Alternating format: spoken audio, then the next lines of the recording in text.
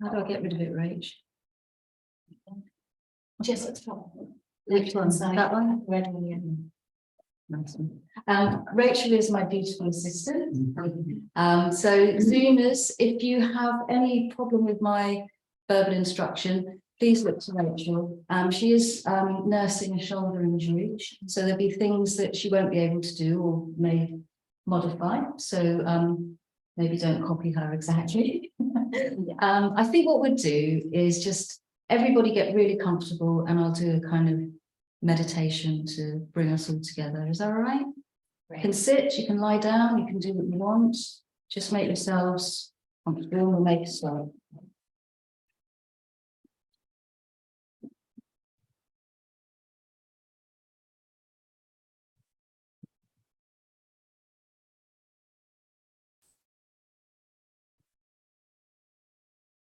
Has everybody got everything that they need? Do you want that? I've got more blocks there. I've got small blankets. Just shout if you need more equipment. We've got loads of it.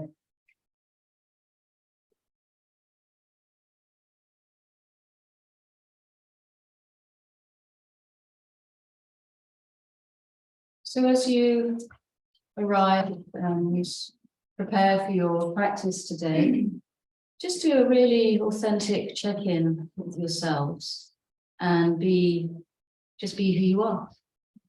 Don't try to be anything, especially not me. I don't mind what you look like. And your most important thing is to look after yourselves, to listen to your bodies.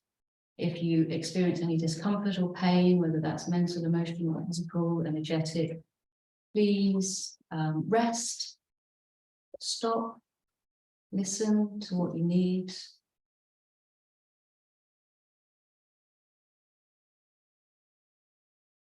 And just tune into being here, being present.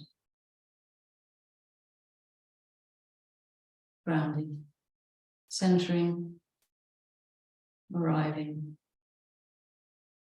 landing into this space.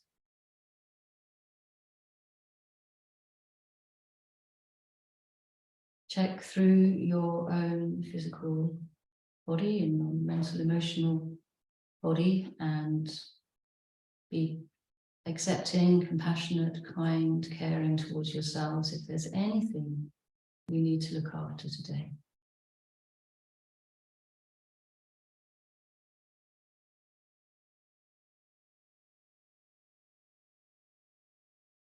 So I did have you can stay as you are, you can stay lying down, listening, you can sit up, you can look at me. It doesn't really matter at the moment because I'm just going to talk through a little bit about what the workshop is about. And I did have lots of documents and things that I wanted to go through. But yesterday I completely changed my lesson plan. So we're going to do something a little bit different. I kind of wanted to talk to you about the nervous system and my discovery of the nervous system, because there was a time in my life when, and there are definitely times in my life when I get extremely stressed, and I used to go to a yoga class. I started doing yoga a while ago before the time that I'm talking about, but after my son was born and I was a single parent and moving around, moving house often, and I was really tired, really stressed, and I used yoga classes as a resource to just reboot my system, get some energy back, refresh, gather myself together, and then I felt quite well prepared to get on to the next bit of my whatever it is that I needed to do. And I was fascinated by the experience of going into a session, feeling absolutely drained and exhausted, and coming out of session and feeling much better. So maybe some of you can relate to that experience that we have. So what is it that's happening to us when we have that experience? And that led me to start doing the training. And the training really was about my thirst for knowledge. It wasn't really about becoming a teacher. That was a kind of byproduct of learning. And I do have an insatiable thirst for knowledge. And in that course, that was a 3.5-year course, we learned about the nervous system, the autonomic nervous system particularly. And it helped me to understand why I had gone from being very, very stressed prior to getting into the class and why I felt so much better afterwards. So if you look at the nervous system, we have brain and we have the spinal cord, and I might try and bring up my my notes here. That one. If you've got a handout there, if you want to look at the handout, I wouldn't worry too much about it. It could be a reference after we finish the session if you kind of want to kind of recap on the information. But if you like handouts and you want to have a look at them, there's the first one. So this is the brain and the spinal cord. And then the main part of the nervous system that we're going to be talking about and working with today is the autonomic nervous system, which is then divided into your sympathetic nervous system and your parasympathetic nervous system. So the vagus nerve is the major nerve pathway of your parasympathetic nervous system, which is often called your rest digest response. And your sympathetic nervous system is more of your energy consuming nervous system. So in the yoga tradition, if you look at the front page of your handout, if you want to look at the handout, in the yogic system, we call the parasympathetic Ida and the sympathetic Pingala.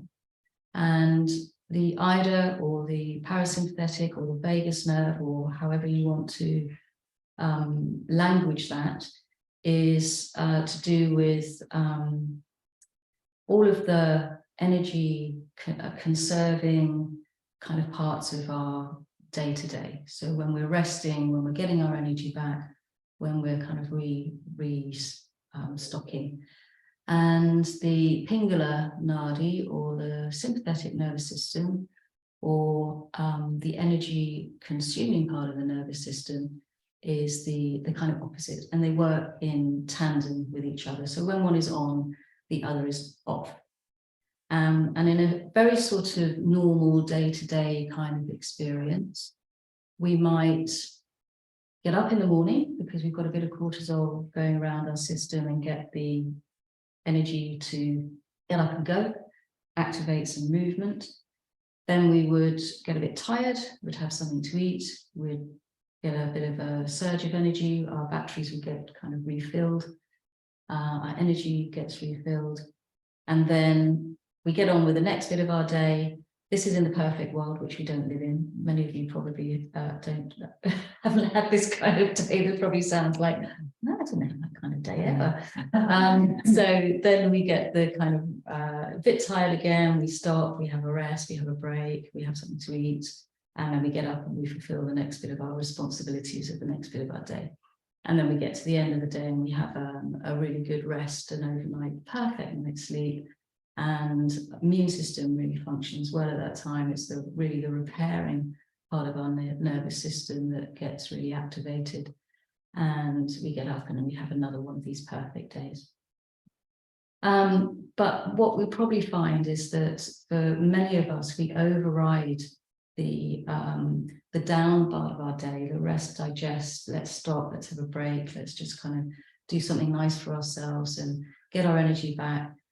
Because we're very busy, because we've got a lot of responsibilities and there's a lot of pressure, we override the vagus nerve, if you like, and if we don't use it, I like this expression of if you don't use it, you lose it kind of thing. It becomes undertoned, underused, and we are more on this chronic stress level for most of our day. It's a low level chronic stress, which will then lead to stress-related illness, heart disease being the main one, but you could have all kinds of autoimmune diseases, irritable bowel syndrome, PTSD, ADHD, And that's a plethora of lots of different issues that we might have from being in a chronic low level of stress. So that was probably me before I went into session. And then when we start to activate the vagus nerve by, conserving our energy, which is what we're going to do a lot of in this session, we start to find this balance, this nice rhythm between the sympathetic and the parasympathetic. Our homeostasis comes into tone. So all of our systems start to work synergistically with each other in the best possible way that they can function. So I think when we look at the fight and flight response, which is this slide that I'm bringing up now, this is when the sympathetic nervous system goes into hyperdrive.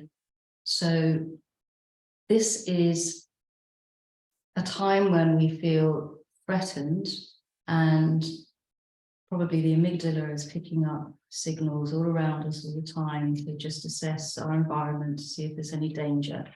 And if there is a external danger, or maybe it's an internal sense of threat, a thought, a memory, an emotion that comes up, that could signal the hypothalamus to signal the pituitary gland, to signal the adrenal glands to produce the stress hormones in a very rapid way.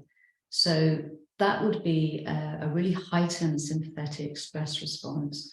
And at that point, all the blood flow would move away from the digestive organs. The vagus nerve would shut down. It wouldn't be doing its job to calm us. The heart rate will go up. If we want to go into an aggressive fight mode, the blood flow will flow to our psoas muscles in the hips and the big muscles of our upper body to attack or to defend or to fight. So that's the fight response. And if we feel that we can run away from whatever it is that's threatening us, the blood will flow to the psoas again and to the big muscles of the lower body for the flight response. So we call that the HPA axis, the hypothalamic pituitary adrenal axis. And when that's on, the vagus nerve doesn't really get a look in. Now, the heightened effect of the vagus nerve would be if we couldn't run and we couldn't fight, and it doesn't necessarily happen. Okay, so if we go into a hypervagal nerve parasympathetic response, which is the opposite of the fight-flight response, we don't have to have had the flight-fight response to have gone into this hyper parasympathetic response.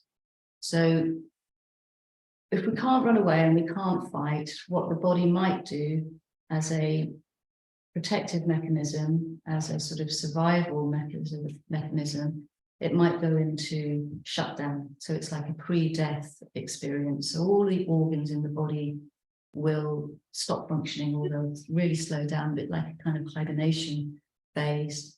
The muscles will go flaccid, the face will go flaccid, the eyes will become like kind of blank and expressionless. And this would be because we need to make ourselves small and hide so that we might avoid the threat or the danger, or we will numb ourselves out so much that we won't feel the pain of whatever we might be about to experience. So those are the two extreme ends of the nervous system response. Any questions about either of those? Right? Yeah. So I love this slide. It's very, very complicated, but it really does help to show you, if I get the arrow up, and I don't know whether it's probably, if you were interested in seeing it in the room and you weren't looking at your handout, it does show you where the vagus nerve starts in the medulla, and then the arrow is following it down here, and then it interfaces with the auricular branch that goes to the ear.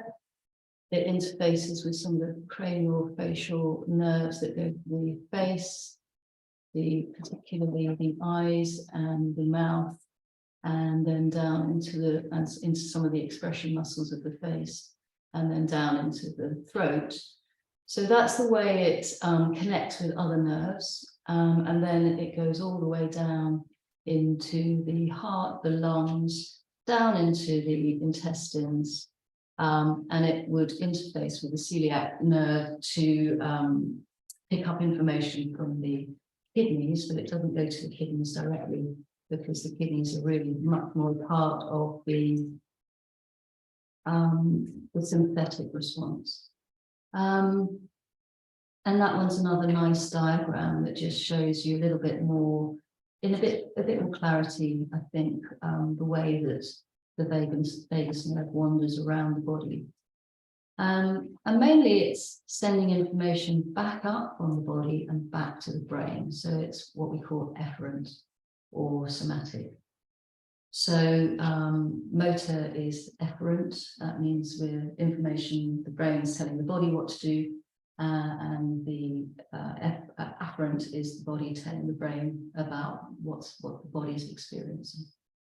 So the last few years I've been working in trauma, in the trauma centre, doing yoga there. And I think I wanted to include the polyvagal chart because not that we're going to be necessarily using this model, but I think I got a bit confused when I first looked at it, because it appears to be slightly different from what my original training was in the autonomic nervous system. But I think what it's doing is it's just trying to adapt the autonomic nervous system model to fit a therapeutic model. So it doesn't talk very much about the parasympathetic, because it's looking mainly at the extreme states of the nervous system. So the parasympathetic freeze is, or the dorsal vagal shutdown, or the life threat is a parasympathetic response. And so, you know, that's the main way in which it's talked about in the polyvagal system. And the sympathetic system is about the extreme end of fight, flight, rage, anger, and it's much more sort of about the emotional states that we feel when we are in any of those nervous system patterns in our body. And the ventral state is really about the balance between these two systems, where we feel grounded, we feel well, we feel connected and settled and in the world and with each other. So that is a quick tour of the handout, and it's there for your reference if you are interested. And so I'd like to go straight on to do some practical stuff, because I think the practical stuff is so much more important than the theory, because it doesn't really matter how much you know, it's very much more about how you feel. So I'm just going to stop sharing that.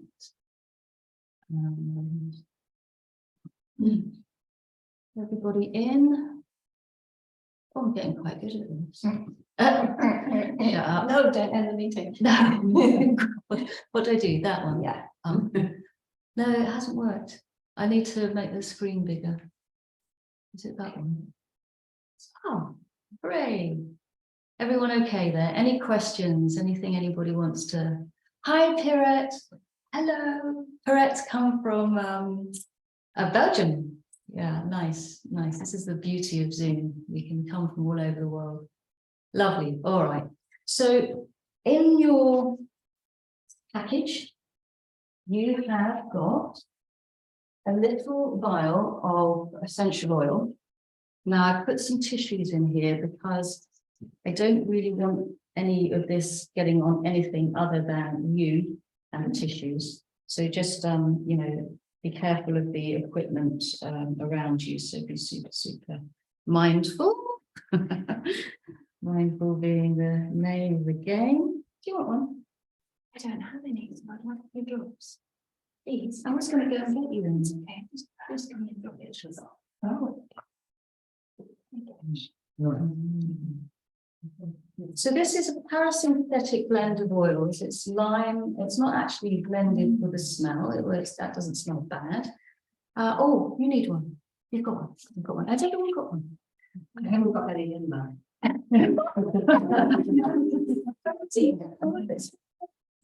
Beyond the tissue. Where are they, Richard? In my bag that's in the cloakroom, that wicker bag, there's another bag. There's a bag in a bag, and it's got all the leftovers. It's got extra handouts and extra little things of these. So, you're welcome to share the love. So this has got it's got evening primrose, apricot, lime, and clove. So the clove is there as a antiseptic, right? So your vagus nerve is a bit shut down, can be stimulated by getting the clove oil into it. So your vagus nerve, if you want to get your hands, you don't have to use the oil. You might just want to just find your vagus nerve with your hands without the oil on. You're a bit worried about getting it into your hair or any other reason why you wouldn't want to put it on your body. And those of you on Zoom, if you all manage to find something that you can use. And so the medulla is part of your, it's top of your brainstem, the lowest part of your brain. And the nucleus of the vagus nerve starts up there behind your skull, so you won't be able to catch it up there. But if you run your fingers across the occipital part of your skull, and then if you go to the mastoid process, which is this bony bit behind your ear, your vagus nerve sits nicely between this muscle, which is your SCM, your sternocleidomastoid, your carotid artery, and your jugular vein. So all of those structures and the fascia that support those structures is where your vagus nerve kind of exits down from the skull and starts to go down into the organs of the body. So you would, have you got some, if you want to carry on kind of getting a little bit further down the side of your neck, and the vagus nerve actually does work with some of the other nerves to articulate some muscles in your neck. And then it also goes to the auricular branch of the ear, to the pinna, which is, and Rachel, you've got a nice piercing in your pinna. Some people go for the vagal nerve piercing these days. Does it work? Maybe. I'm not sure. So you can get some oil into the bony structure, those kind of, I think it's particularly the second one down, isn't it? You've got the top bony bit or cartilaginous bit, and then you've got a slightly larger, I don't know, maybe your ears are different from mine. Mine's a bit larger, the second one down, and that's the one that gets pierced apparently. But some of the vagus nerve goes to the sensation of the ear. So it's picking up sensation around the ear. It's not an awful lot to do with hearing, but more about sensation. So that would be a good place to massage into to try and stimulate it. The thing I love about essential oils is that they have such tiny, tiny, tiny, tiny molecules that they get through the blood-brain barrier. So if we massage into thin bits of skin, into blood vessels, and possibly into nerves, then it can carry those molecules back into the brain or into the body. And then if you think about how it relates to the voice and the throat and the larynx and the pharynx, you could stimulate it. Can you feel that if you press quite, and don't do this if it doesn't feel nice, it might not be a nice sensation, but there's almost like a gagging feeling if you press too hard around the throat. There's a kind of sensitivity there that may be a bit like, ooh, a bit vulnerable, a bit sort of, I don't know about you, but I get a kind of like feeling. And so it is part of our gag reflex. So if you're sensing that as you massage quite firmly into the throat, you might get a slight kind of gaggy kind of feeling. And then we kind of lose touch with it as it goes down to the, beyond the collarbone and first ribs. So you could massage around there. And I like massaging into the sternum as well, because the skin around there, even if you've got lots of padding, is usually a bit thinner. So it's a good place to, and you're getting close to your heart. And we know that the vagus nerve interfaces with the same atrial node on the heart. It's like the pacemaker on the heart to slow the heart down. So around the sternum, and just anatomically, if you're not quite sure, if I'm going to talk about the sternum later and not quite sure where it is, it's there, it's your breastbone, and it protects your heart. So you'll be doing some work on the heart later. So how does that feel? Everyone having a nice, what I've done with the top of the bottle, I hope it still works, I did it a little while ago, is put a few drops of rose oil on the cork, that when you're ready to put the top back on the bottle, you can use the cork to snip, and hopefully there'll still be some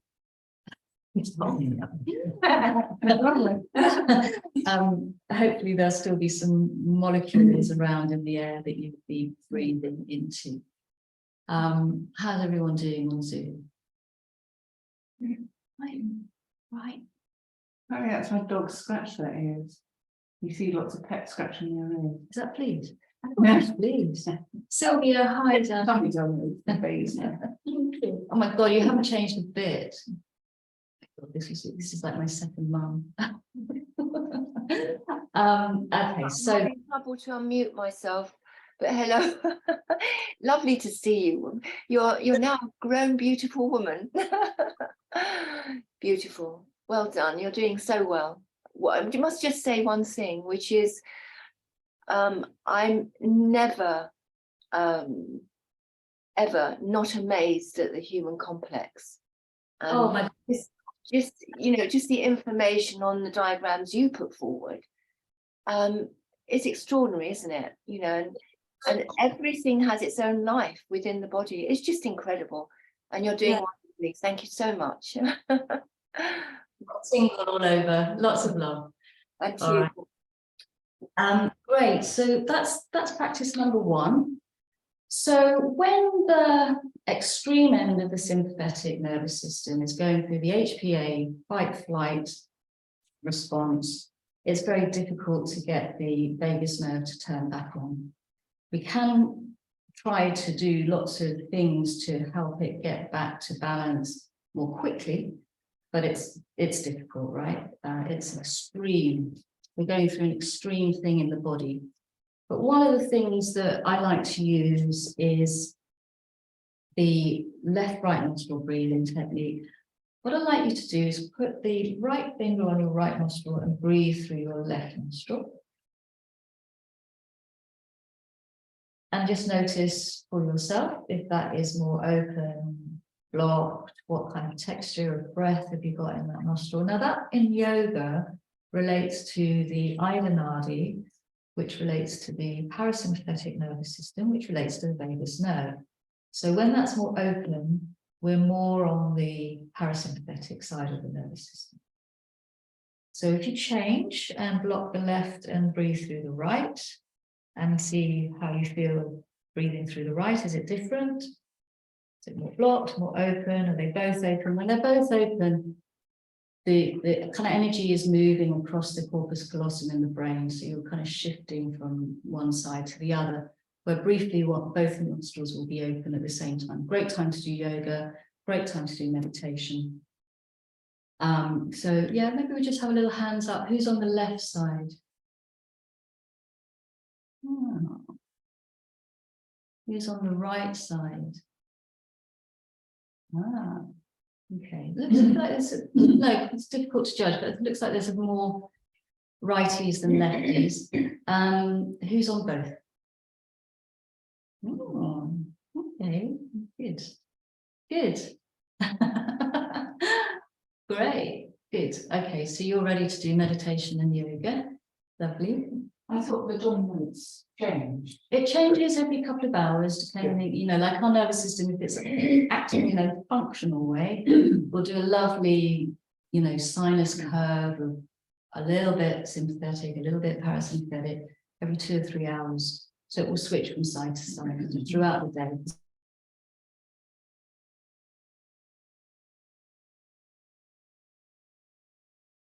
Rachel, I'm sorry, could you just remind me or me which one was which? The left was Parasympathetic, vagus, rest, digest, energy conserving, right? The other side, the opposite, energy consuming, sympathetic. And that's quite an important distinction. Good question, well asked, thank you. thank you. Okay, so if you wanted to try to do something as a kind of emergency first aid, you would ask or do it yourself to your own nervous system if you're finding you're in a really panicky situation, is take the essential oil to the left nostril. Now you need to do this for a good few minutes. Close the right nostril and breathe in and out through the left nostril. Right, so you carry on doing that. I'm going to talk while you do it. What's happening now is that the molecules of the essential oil are traveling up through the cruciform plate above the top of your airway. Allergic to that one. Sorry about that. And the olfactory nerve is picking up the scent, and hopefully it's usually you're going to use a pleasant scent, right? You wouldn't use a smell of something that you didn't like, so please choose something that your nervous system likes the smell of. And what that can do, like in the primitive nervous system, we were very, very much more acutely aware of smell. And the smell was there to go straight to the brain to tell us about our environment and what was safe in our environment and what is not safe and threatening. And so we probably don't use it in quite the same way as we did, but we've still got that nervous system in the same way that it was in 500 million years ago. So the amygdala, as we were talking about, is always looking out for danger. And when we start to smell something pleasant, it starts to send the message to the amygdala that our environment is kind and safe and pleasant to us. And then it might stop signaling to the HPA axis to stop going into the fight-flight response. Okay, so we're trying to do something very deep in the brain to try and switch off that mechanism that's sending the information to the sympathetic nervous system that we're going to run away or we're going to fight something.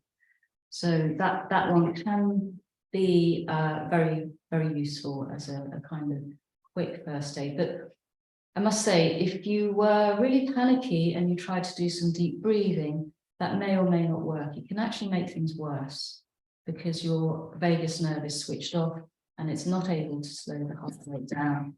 So if you were trying to do that to get your heart rate to regulate, you might end up hyperventilating and actually making your panic even worse. But something like this, breathing through the left nostril, is going to hopefully help to bring the system a little bit more quickly back into balance.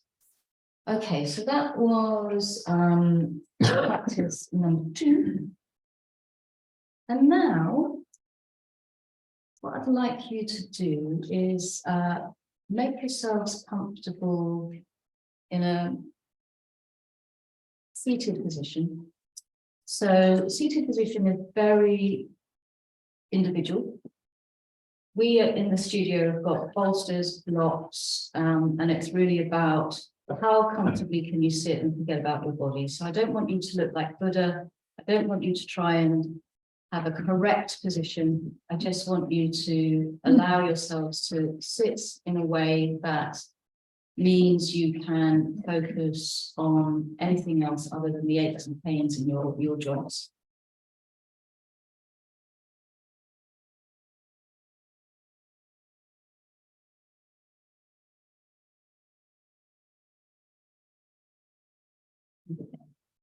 So once you're settled, close your eyes.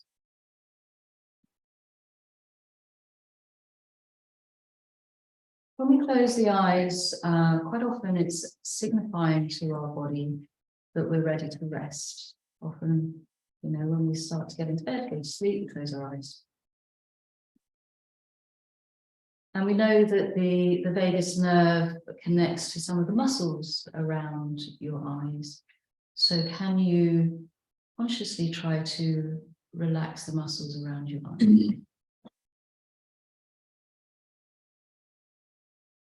The optic nerve goes straight into your brain. As you know, your eyes are part of your brain. So with your eyes closed, this is called internal tratika in yoga. We have this ability to look into the space behind the eyes. So you're taking your awareness into whatever you can see behind your eyes. Still some light that gets through the eyelids, so there's probably patterns and textures and colors. Or it might be completely blank. Just see whatever it is that you can see. There's no right or wrong way to see anything. And then the optic fibers of the eyes travel to the back of the brain, to the occipital lobe of the brain. So you're massaging the occipital skull, and just behind that part of the skull is the occipital lobe of your brain. And that's where your nerve endings of your eyes travel to. So can you take your awareness towards the back of your brain as you settle behind the eyes? And that can be quite a nice, soothing place to take yourself to. You might even think about emptying your mind into that space. Any thoughts, feelings, memories, and emotions that arise, maybe feeling that they become absorbed into akasha. This is what we call that space behind the eyes, akasha. And let your attention move there.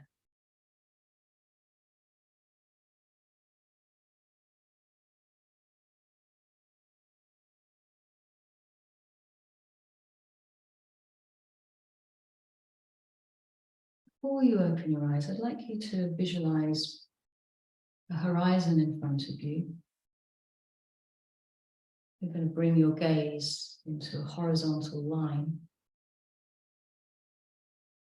so that when you're ready to open your eyes, you're going to not look at anything in particular, but just let your focus settle on that horizontal horizon.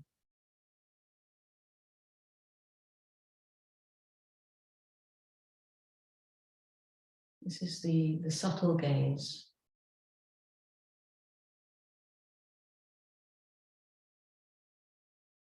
The softening of the eyes.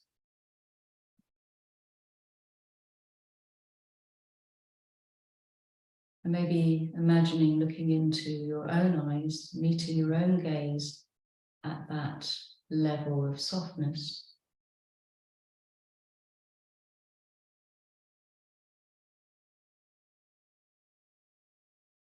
Meeting your own gaze with kindness and compassion.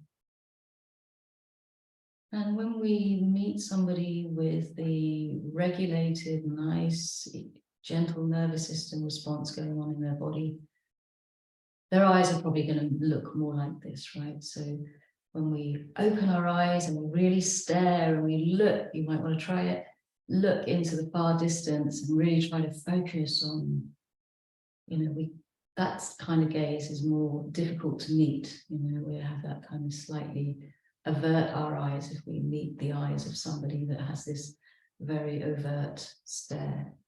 So the way in which the vagus nerve or the nervous system can help for us to read other people, and it's often a very subconscious thing that we're doing, we're not really thinking about it, but we will respond internally to the way in which we meet each other through the window of the soul, as it were. So, you can just kind of maybe try and play around with that in your own way and notice, what your eyes are doing, how do they feel, what is emotionally going on along the lines of gaze and gazing at anything or at each other And I do like that internal Tratica. I don't know about anybody else. Any thumbs up for internal Tratica? Thumbs up. Oh, what is that? Internal? Tratica. So external Tratica is the candle gazing exercise. I was going to, some of you, I've had, not all of you, because I have changed my lesson plan since yesterday, but some of you will have on you. Nick, yours come around. I was going to do this. I can't really tell you this, because I'm not going to do it now. But I was going to do the external Tratica, which is staring at that shape, and then you get the after image, and then you hold that after image on in the center of the eyebrows, and that's the external Tratica, the internal Tratica. So that's the internal and external gazing that we do in the yogic system. All right, so that was practice number 3. Let's move to practice number 4. So we are going to go to the mouth. So we know that the vagus nerve connects with, as a rest and digest part of our system, the salivary glands. Can I say that properly? Salivary. Some say tomato, some say tomato. So, is your mouth dry? Is your mouth juicy? You can run your tongue around. I've got seeds in my. Rachel's feeding me crackers. Yeah, so that can be an indication, a little bit of indication. It was also probably dehydration as well if you've got a bit of a dry mouth, but it could be an indication of where you are on your rest and digest system. And then just notice do you clench your jaw? Do you have tension in your face, in your muscles of your face? So we'll do a soft sighing breath to see if we can release some of that tension. So this is quite often what a lot of people do in yoga sessions. Just take a nice easy breath in, and don't have to make it loud. It can be soft. It's whatever you feel you want to do. Soft sighing breath out through the mouth, in through the nose.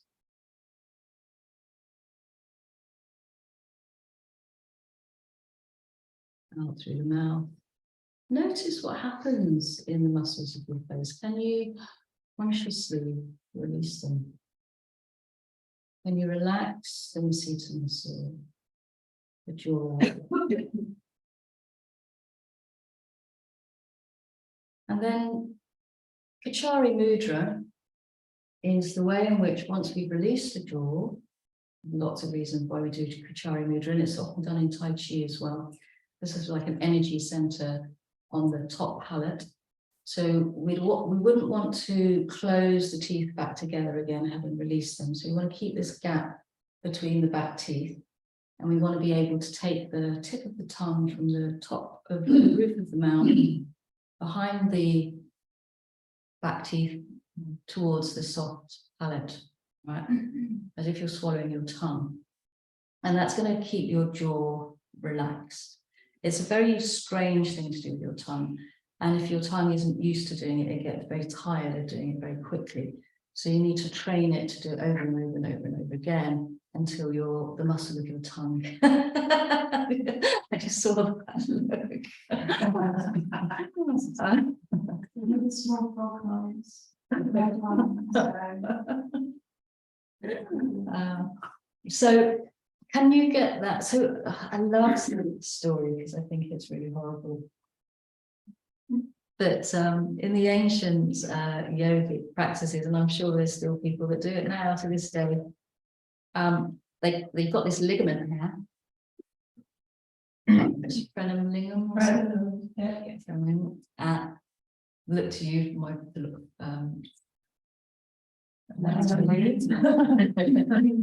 Thank you, everybody. Anyone else want to do it? So they used to cut it. So when you can get the tip of your tongue right to the back of your throat and mouth, there's a sort of soft bit that you could poke your tongue up into your brain. and stimulate the hypothalamus or the, inside the diencephalon, and get some feedback from the hormones that are produced in those glands. Some people can do it without cutting the tongue, but they'd cut it a little bit on a Sunday, bathe it with milk and honey.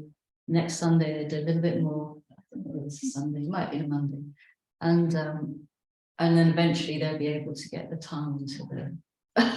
Sorry, it is horrible, but just because we're talking about the vagus nerve, but because it is so connected with the throat and digestion, all of that sort of thing, and the gag reflex, I think that's quite interesting.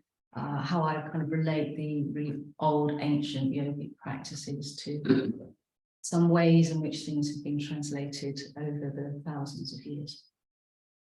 Would that came across babies that have tongue time? Is that the bit that they cut and they have a tongue time?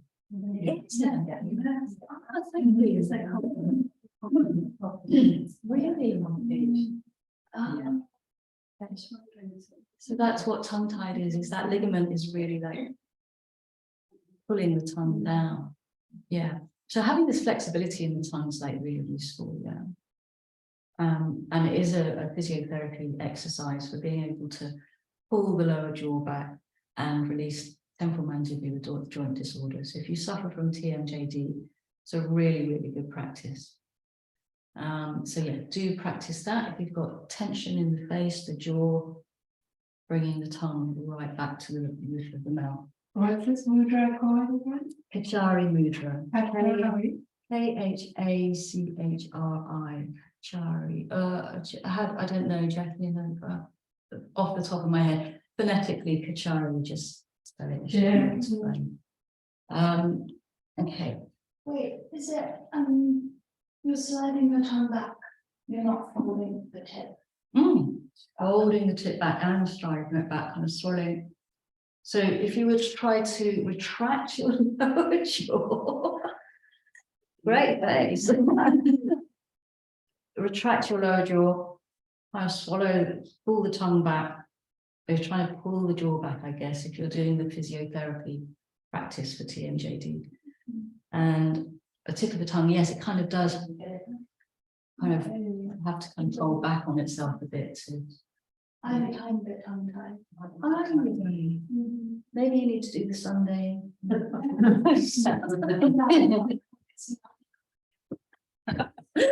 Honestly, don't do as I say. Please. I didn't do my disclaimer at the front end of the session. I'm in trouble. All right, so staying with the face, staying with the mouth. You might want to do this with your eyes closed, give you a little bit more awareness. It's up to you. Can you imagine what your face would feel like if you were doing a Duchenne smile? And a Duchenne smile is like a very genuine, authentic smile that we might have on our face if we were experiencing something very pleasant or looking into the eyes of our favorite pet or person. Yeah, again, it's that sort of sense of care, kindness, compassion that we might have on our face, very genuinely, not faking it, not forcing it, not anything like that. And that helps us send this feedback signal to our brain to stimulate the vagus nerve to come online. When we are genuinely feeling these emotions, we're more likely to be in good vagal health. And now if you'd like to just take that a little bit further, take your awareness to a part of your body that needs your kindness, your care, your love, and attention. Is there something that you're struggling with, an injury, an ache, a pain, some function that's a bit hyperactive or hypoactive in your system? Imagine you could smile, you could send that smile into wherever you need it most. And that can be quite a nice healing mechanism sort of taking our attention. Sometimes we resist pain, we resist looking at the discomfort. So just to intentionally take our awareness there from time to time and send those areas the things that they need and help to accelerate the healing process.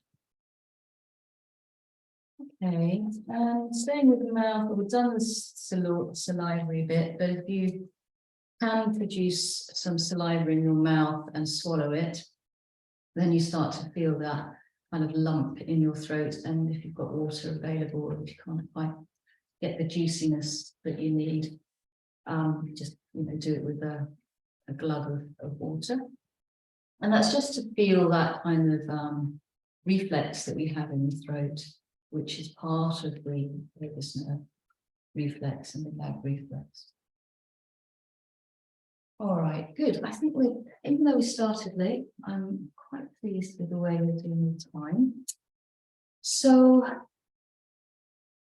one of the most amazing things we can do to find this, I guess for me, and I guess it's different for everybody, but this is when I feel really imbalanced in my nervous system. I have this wonderful sense of really lovely energy, but it's not stressful energy. I feel relaxed and calm and energized, and I can kind of go with the flow of my life in a nice fluid way, and things seem to work out a lot better feeling like that. And one of the things I love to do to try and get there is chanting. And it's good to know that the vagus nerve is not the only parasympathetic nervous part of your system. You also have some pelvic splanchnic nerves that when you squeeze your pelvic floor muscles, you can stimulate the lowest part of your spinal nerves. Everybody know where your pelvic floor muscles are and how to engage them? Anybody want a little workshop on the pelvic floor? Oh, you're saying you want a pelvic floor workshop? Any hands up for that? Okay, that's fine. So you all know where it is and how to engage it. So the Muladhara chakra, which is our root chakra, right at the base of the spine, and connects sort of energy of earth, matter, pouring up through the earth into Muladhara. And the Bija mantra for Muladhara is Lam. And the way that I chant Lam, I don't know if it's the right or wrong way to chant Lam, is to take a really deep breath in, do lots and lots of rapid little Lams, and then followed by a long one. So I'll start us off, and anytime you want to join in, please do. Doesn't matter what sound, tone, volume, discordance is great. Yeah, it doesn't have to harmonize, and it doesn't have to synchronize either. So just do it at your own breath pace. Squeeze your pelvic floor muscles while you're doing it and stimulate the root energy. Okay. Lam lam lam lam lam lam lam lam lam lam lam lam lam lam lam lam lam.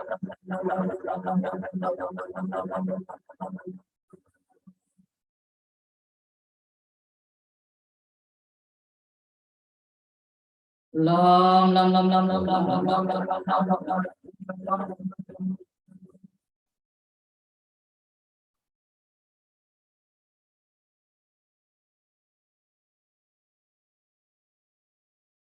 Lam lam lam lam lam.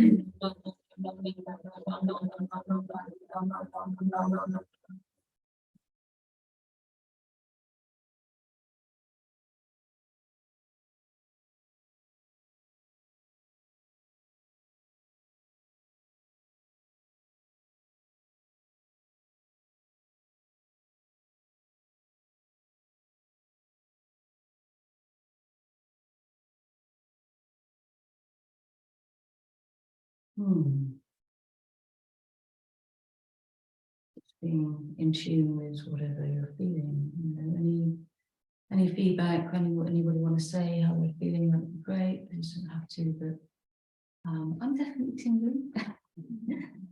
Lovely. Okay, so we haven't got the opportunity to do cold water showers in this city. One of my colleagues at work, and it's lovely to see the colleagues from work here. Thank you so much for coming. It's such a I don't know, it feels so very supportive. Thank you. But she's doing a dissertation on cold water. And yeah, if you want to add that into your practice, do it. She recommends that you do it about 6 times before your nervous system starts to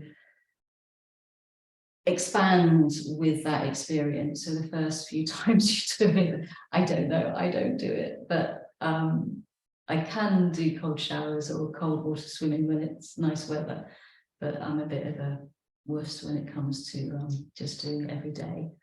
But I guess, you know, trying it successively for several sessions in a row to get that nervous system stretch that you need. And I don't know all the science behind it. She very kindly gave me some notes, but I haven't researched it properly myself. But, you know, definitely it's a vagus nerve stimulating and growing your window of tolerance for your nervous system experience, and it works extremely effectively and highly recommended. So yeah.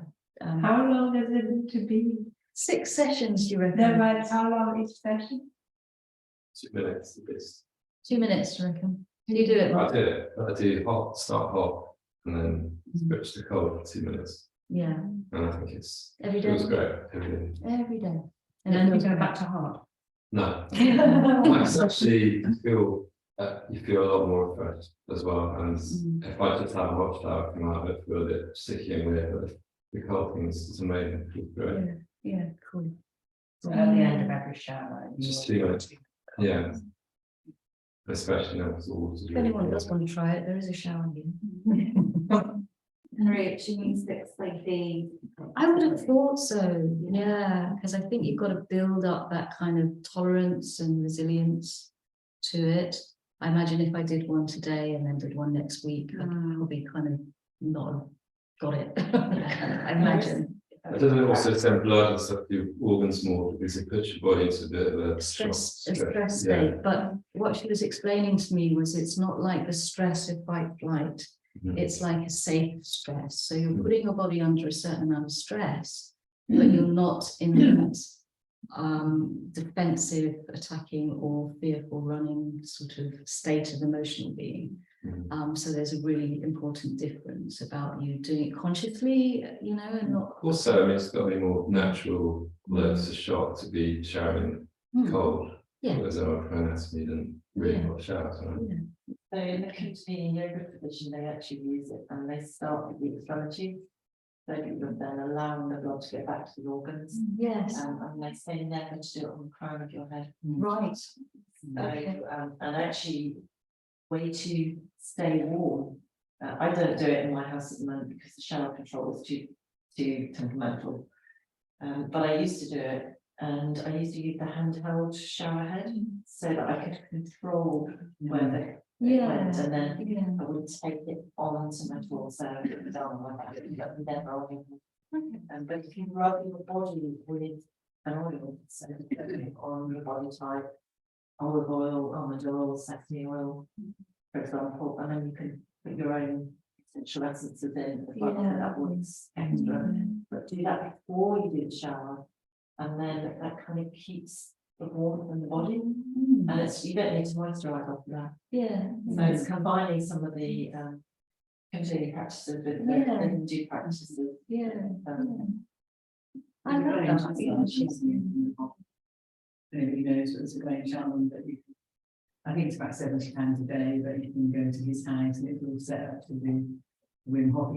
I'm quite into Wim, I Yeah. must say. Yeah, I think he's quite he's got something going on there. Okay, so so a little note that she said about this: increases vagal tone, improves the adaptive stress response, reduces inflammation. I think that part of her thesis was about the inflammatory part of it as well. So All right, so I'm going to just, we're talking, the way I teach yoga is when we're doing a physical practice, I'm always trying to get people into their rest, digest, parasympathetic nervous system before we even start, so that when you're going through the practice, you try to stay there. So it doesn't really matter what we do physically, movement-wise, because hopefully if you get to this nice, relaxed state, then the movement practice is just to try to maintain that. So if you started, for example, to get lots of shallow breathing, if your breathing starts to pick up, it gets too fast, if your heart rate gets too fast, if you start sweating, if you start feeling overstimulated and stressed, you'd need to stop, ground, breathe.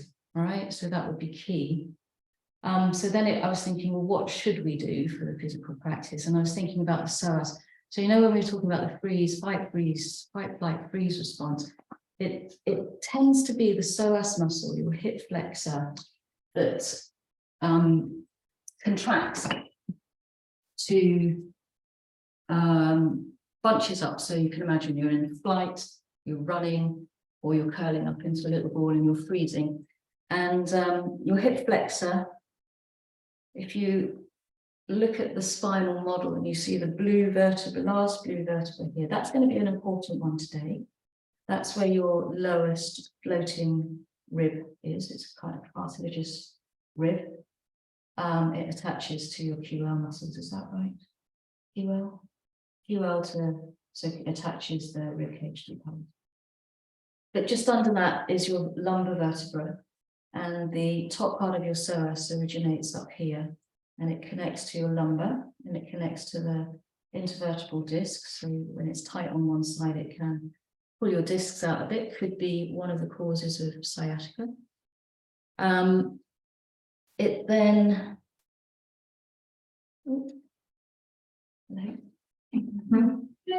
splits, well, it's dual on both sides, but it then kind of goes out into the iliac crests.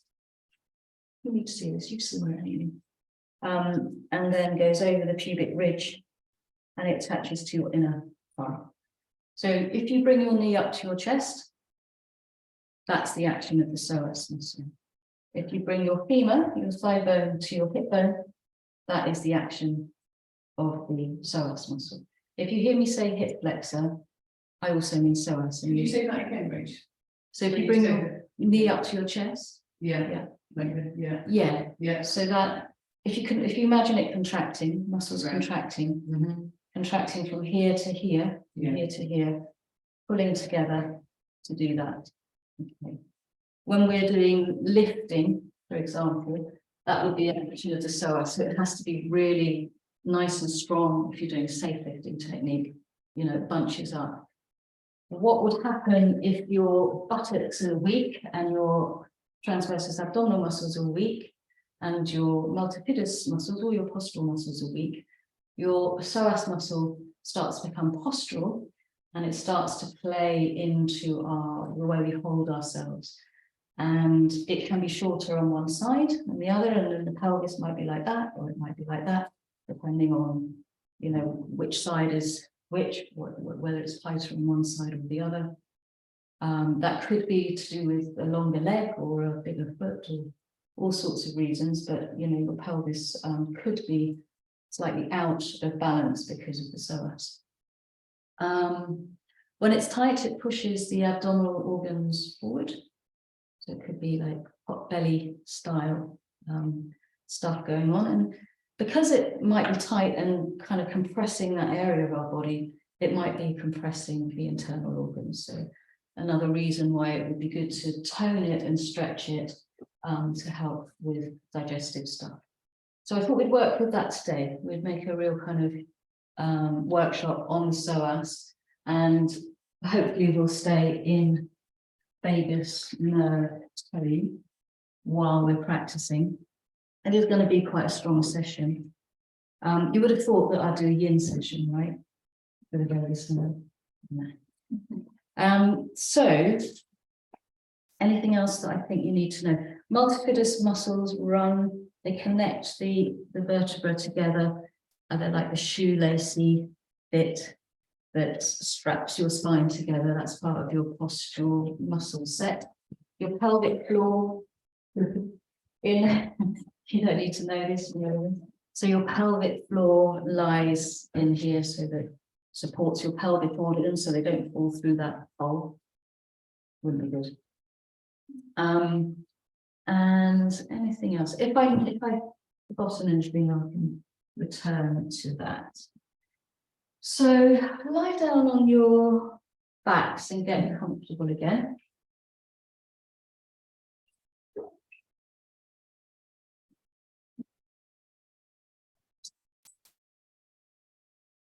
It's good, isn't it, to maybe do a rough on the loo. Yeah. And it's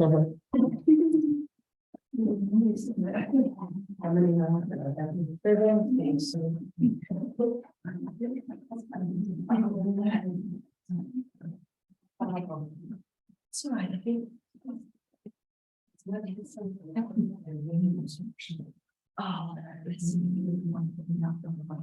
yeah. That's okay. Rachel probably be leaving at the same time, so you can go together. And you need to be so close to the door. If you wanted to put some of your things in the cloakroom, that's actually.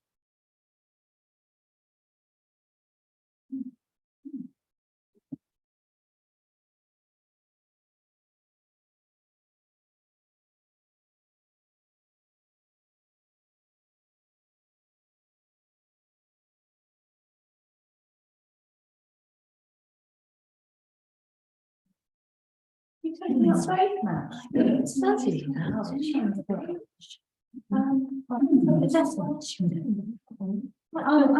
I might want to try because it will help me with my timing. But I can adjust the camera so that you're. Can I just tilt the thing down a bit so that we see you a bit better?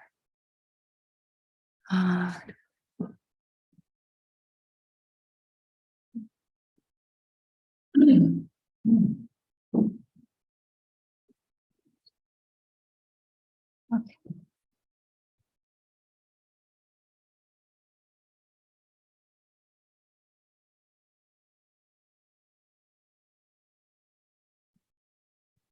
I like to sit in the beach as well. I don't want to sit nowhere.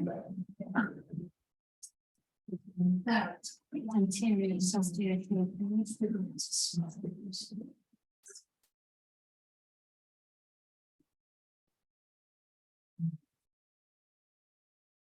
Everyone all right so far? Yes.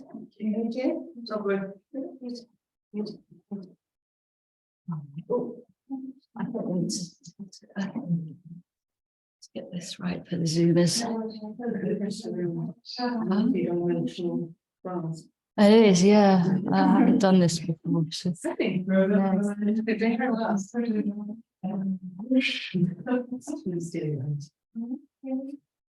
Oh, yeah, that's all right. Thank you, Dan. What did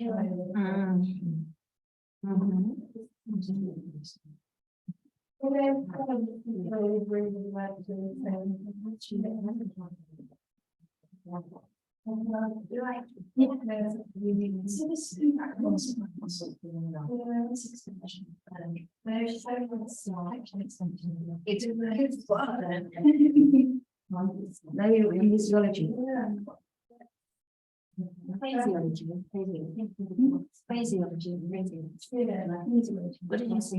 Yeah.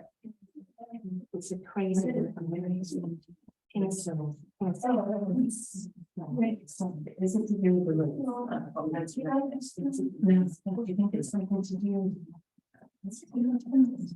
Yeah.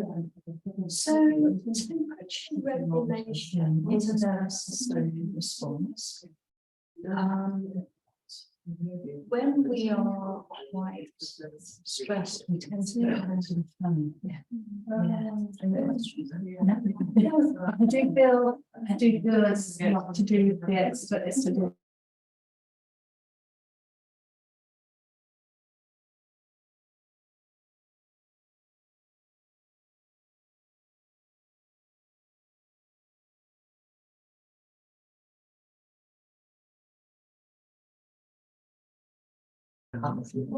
Feels like time.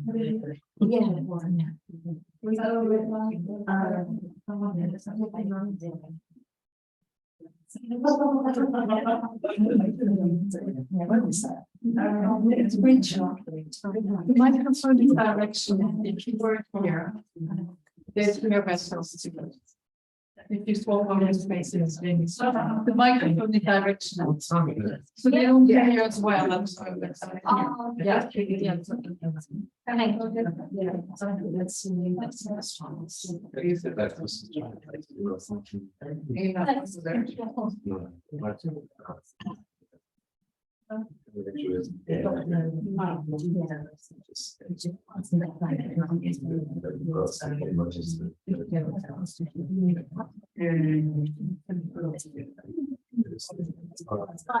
First, the actual, the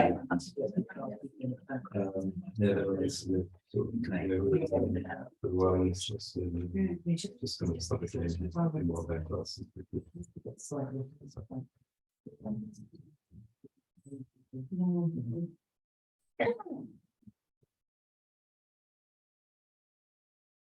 Lie down. Shut up. Okay, so I think probably one of the other major ways that we can access the vagus nerve is breathing, which is why I've left it till now. And just do another check-in with yourselves. So it's comfortable, warm, settled. Well, two things actually. So grounding, right? So grounding, gravity is always holding us down.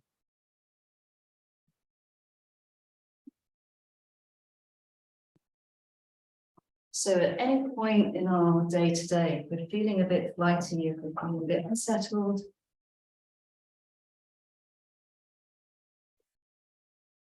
we can always bring our attention to contact points.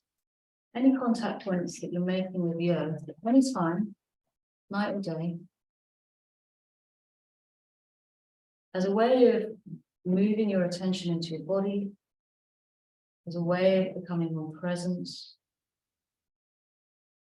And I think for me, the more grounding I've done in the years that I've been experiencing grounding is an amazing technique for starting to feel more settled in my nervous system. And the more it's become a spiritual practice. So, you know, these days I feel as though it's Mother Earth, it's Mother Nature, all that she gives us unconditionally, food, water, air that we breathe, clothes on our skin, shelter of our homes.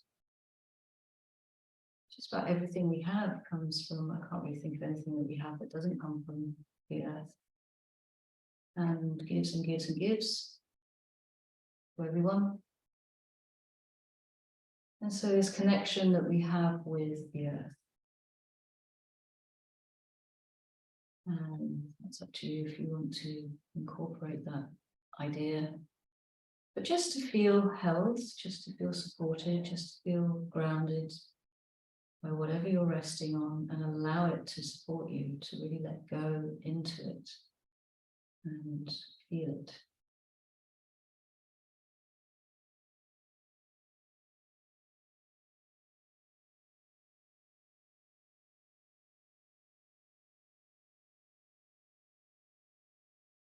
And then bringing your hands into Yoni Mudra. So in Yoni Mudra, we're making a diamond shape with our index finger together and our thumbs together, and the palms are flat. And the thumbs kind of resting above the belly button, and the fingers are pointing down towards the pubic bone. And so if you're Vanessa, your hands are flat on your belly. and mark. Hands flat on your belly and down a bit, so you're resting. It depends how intimately you want to go down there, but so it kind of, you know, around your lower abdomen, pointing down towards the pubic bone, resting the hands comfortably on the abdomen. Now you don't have to use that mudra if you don't want to. It's your choice. Always make things a choice. Don't do as everything I say. Just listen to yourself. What feels right for you? We're making this intimate connection with ourselves, and especially if you send negative language and signals to this part of your body, you know, just try to, just for this moment at least, to send some kindness down into the tummy.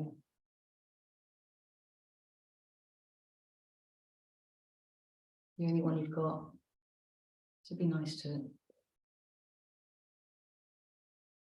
And just noticing that you're breathing.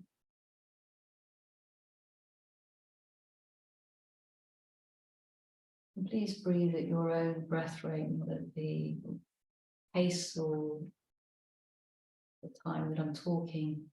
If I'm saying breathing in and you're breathing out, that's what you're doing. And so I'm trying to synchronize with what I'm saying. So when you're ready, taking a slightly deeper breath, and the breath needs to be really steady. We don't want to hyperventilate, we don't want to force. The bottom of your lungs are very delicate. The alveoli, the last little air sacs in the lungs are delicate. So a nice steady rhythm of breathing.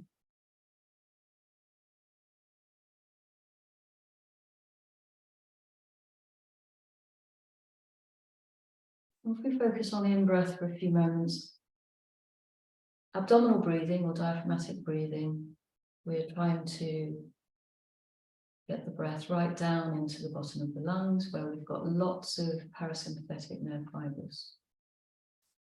And when we are feeling naturally content,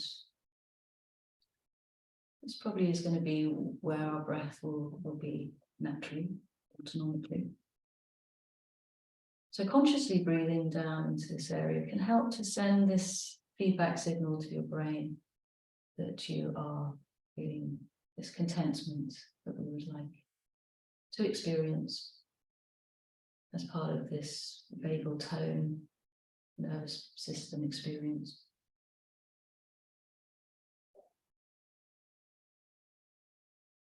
And the vagus nerve actually descends down through your diaphragm. So if you're channeling your breath into your diaphragm, you might imagine trying to massage the vagus nerve as it goes through the diaphragm.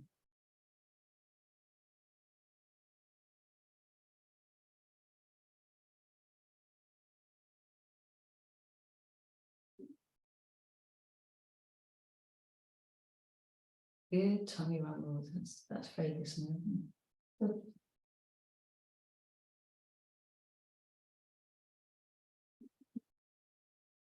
And when we're breathing out now, so just focus on the out breath for a few rounds.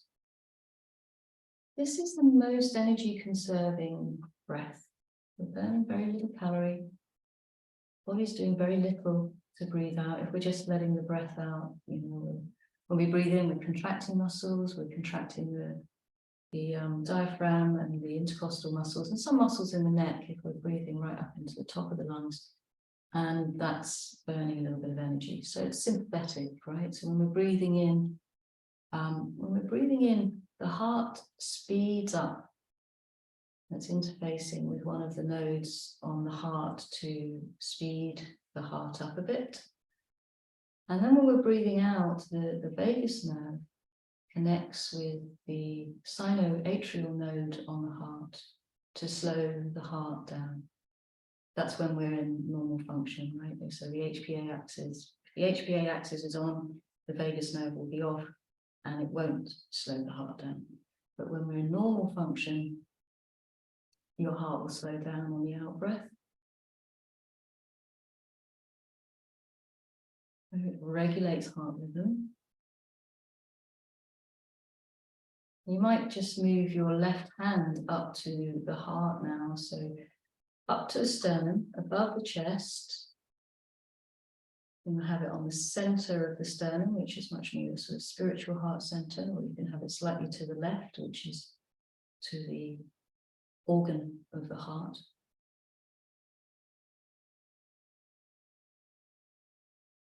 So you're breathing down into the abdomen and breathing into the heart, breathing out, seeing if you can just sink, settle, release, relax, calm, soothe, ground on the exhale. You feel this replenishing energy. Heart speeds up a little bit to get the oxygen out of the incoming air. Goes to the pulmonary system, into the blood supply, into the heart. Lots of oxygen going to the heart. It's very hungry for oxygen. And then it can slow down on the out breath. You don't need to pump so hard to get the oxygen out of the breath. So having the ability to have a nice, steady, regular breath can help to tone and regulate your nervous system and your heart rate. And just a little bit more information on the heart, because I think it's beautiful, is that you are sending out some energy around your body, bioelectrical magnetic energy. Lots of organs in the body produce this energy, and it can be measured scientifically some distance from your body. And so you can imagine you're surrounded by this bubble of energy that you're creating from just the heart beating constantly, and this being able to be measured. And that might be overlapping with all the other energies in the room. And when we are very activated and the heart rhythm is very spiky, then that will obviously be kind of in your energy field, right? So I could do a whole workshop on that. All right, so let's think about moving. I think what would be really important is for you to know what I mean by tilting your pelvis forward and tilting your pelvis back. I'd like you to have your hands resting on your iliac crest so that you can, I've got a bit of padding around mine, but the hip bone sticks out at the front of the pelvis and the fingers are kind of resting on the front of the thigh where your femur, your thigh bone would be. And then at the same time, some of you have got paraphernalia around you, but we can move it out of the way. You're going to bend both knees at the same time and bring your feet flat to the floor. And that is hip flexion, right? So you're closing the gap between the hip bone and the thigh bone.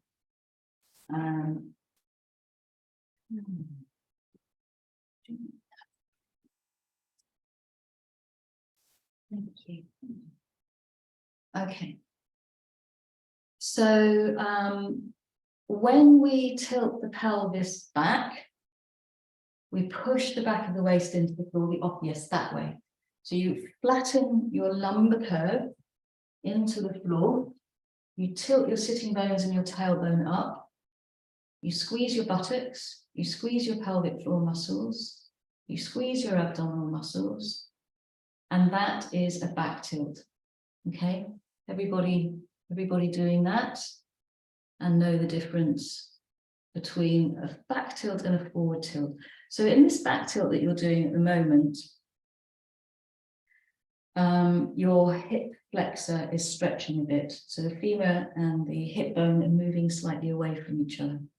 And when you tilt your pelvis forward, which is to really arch your back and kind of rotate your sitting bones back and your tailbone back, That's a forward tilt. And you're flexing your hips. Okay, and your abdomen, the front of your abdomen is stretching. Your back is contracting. You will be able to pass your hands under the back of your waist. Okay, forward tilt, everyone got that? It's going to be really important in everything that we do next. Any questions? Okay. Sometimes it's called a posterior tilt to tilt your pelvis back, and an anterior tilt to tilt your pelvis forward. All right, good. So when you breathe in, I'd like you to tilt your pelvis forward. That's the test. They think they know it, and then it's like, what are we doing? So you're arching your back away from the floor. When you breathe out, you're going to push the back of your waist into the floor, tilt your pelvis back. So start to integrate your movement with your breath and know the difference between back tilt and forward tilt.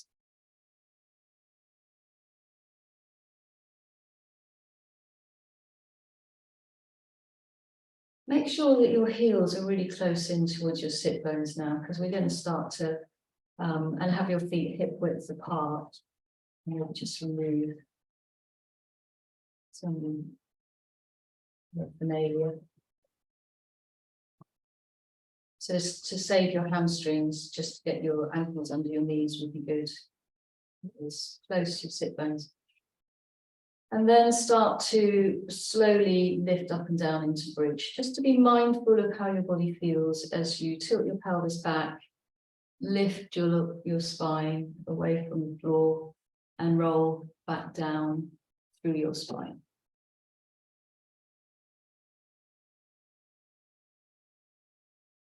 So we're doing a lot of things in bridge. It's quite a nice warm-up practice. And each time you do it, don't try and push into your high bridge straight away. Just give yourselves a bit of time to warm up the muscles of the legs, the spine, the glutes, the abs, shoulders. And then when we're thinking about the psoas muscle, I'd like you to come down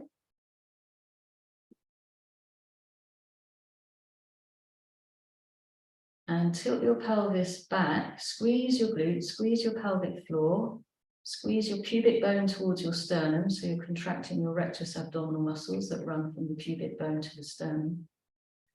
And lift your lumbar spine off the floor, just your lumbar spine. You're going to keep the lowest back ribs down on the floor.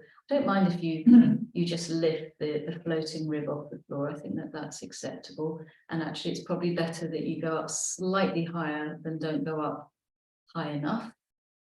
And you're pulling your belly in tight. At the end of the exhale, you pull in really tight into your navel. Squeeze, squeeze, squeeze, squeeze, squeeze. It's probably one of the hardest things you've ever done. It should be feeling quite hard. And then when you don't feel you want to hold that any longer, just continue all the way up into bridge.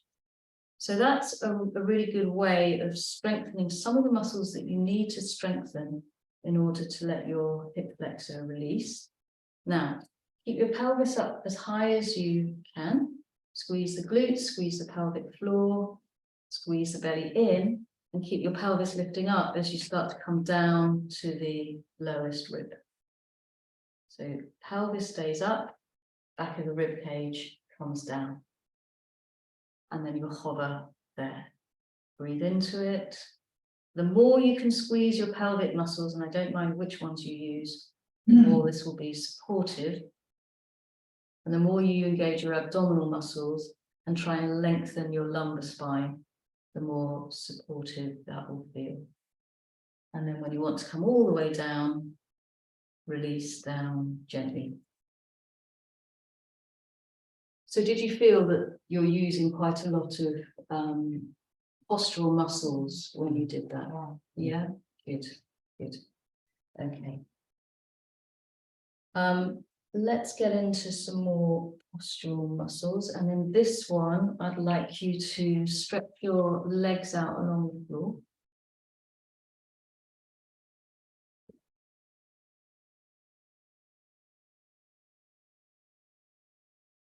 imagine you're in Tadasana. Imagine that you're standing on the ground with your feet, we'll have it at feet together as a type of Tadasana today. And you're flexing your feet really strongly because they're flat on the floor. Feet together if you can. Actually, you know, the psoas muscle, when it's tight, the bit that inserts into the top of the femur actually makes your feet roll out. So the more you bring your feet in together, the more you're releasing the top part of your psoas. And then I'd like you to squeeze your pelvic floor muscles, squeeze your buttocks, and exhale, pull your belly in tight. See if you can try and flatten your lumbar spine into the ground.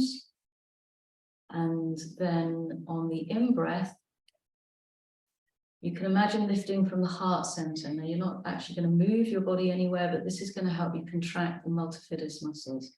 So there's ones that strap your vertebra together. Very difficult to consciously contract them. So a kind of lift from the sternum just helps to kind of concertina your spine, making it very strong and very supportive. So deep core multifidus muscles strengthen your spine. Deep core abdominal muscles help your psoas to relax. Tight glutes, tight pelvic floor helps your psoas to be able to start letting go of some of the tension that it's been holding.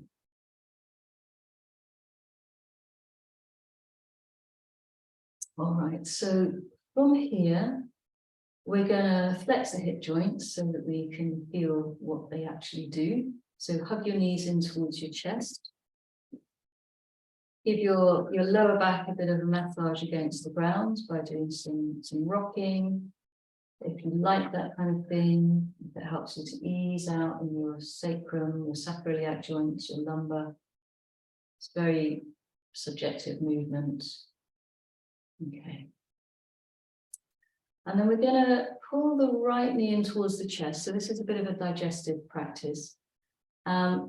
You can do anything you want really with your left leg. I'm not going to be too prescriptive about that. Some people want a hamstring stretch, they can stretch the left leg up. If you want to have your left foot on the floor, you can. But really hugging the right knee in so that for some of us, we can press the thigh against the belly and try and breathe down into the right side of your abdomen, pressing your belly against your thigh. So this is the ascending colon. So if we've got blocked stuff going on in the digestive tract, we've got constipation, slow transit, IBS, all sorts of things that can be hypo in the digestive system. Then breathing, massaging the ascending colon as you breathe down into the right side of the abdomen. Okay, and then everybody stretch your left leg up briefly. Give your ankle a bit of a twirl there just to loosen it up and give it a bit of a limber. And then flex the foot.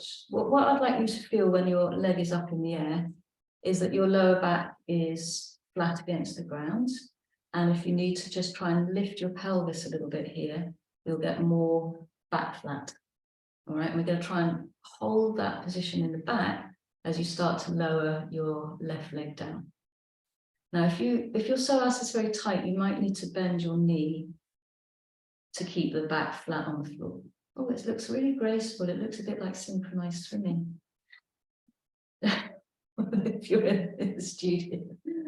Okay, so notice if you can keep your back flat on the floor and get your leg down to the floor. If you need to bend your knee, that would be the option to keep your back flat. Okay, so keep your left leg engaged, flexing the foot. Breathe from the left heel up to the left nostril, so Ida Nadi, up and down, opening up into the left hip flexor, and then exhale, raise your head to look down your midline. Try and keep your head in line with the spine, and inhale lower. When you exhale, I'd like you to really pull your tummy in, and then raise your head and shoulders, looking down your midline, trying to keep your heel down, keep your leg grounded, so you're using your abs. And if you want a bit more work, then don't hold so tightly onto your knee. Use your abs to bring yourself up. And we'll make the next one, the last one, and lower all the way down. Okay. So bring both knees in towards the chest into Apanasana. Apanasana is the farting pose, right? It's the downward moving energy in the body that helps, you know, to get movement around the digestive tract. So you're squeezing the thighs against the transcending colon that goes under the sort of diaphragm area. The movement goes clockwise through the digestive system. We're trying to get that movement through. And then stretching your other leg up. Right. And giving that foot a bit of a twirl, why not? Yeah, it clicks. And then flat back and lower the right leg down. And again, you know, sometimes the psoas is tighter on one side than the other, and you may need to bend the knee on this side if you didn't on the other side, or vice versa. You know, so notice the difference in your psoas. Once the foot comes down to the ground, then keep the leg engaged. Keep the back flat into the floor, opening up the right hip flexor. Breathing up and down the right side of the body, right heel to right nostril. Pingala Nadi. Pressing the thigh against the descending colon on the left side. Okay. And you had forgotten something. Yeah, so descending colon. So exhale, raise, pull your belly in, head looking down the midline, keep your head in line with the spine. Keep curling your pelvis back, pulling your belly in, keeping the back flat. And make sure you're using your abs. And perhaps relax a bit of tension around the hand to make your abs work a little bit harder if you want to. If you're not quite warmed up to that yet, don't do it. All right, good. Make the next one, you're doing the last one and rest. Okay. And then pull both knees in towards the chest. Hug your arms around the knees and try and lift your pelvis away from the floor. So in a back tilt.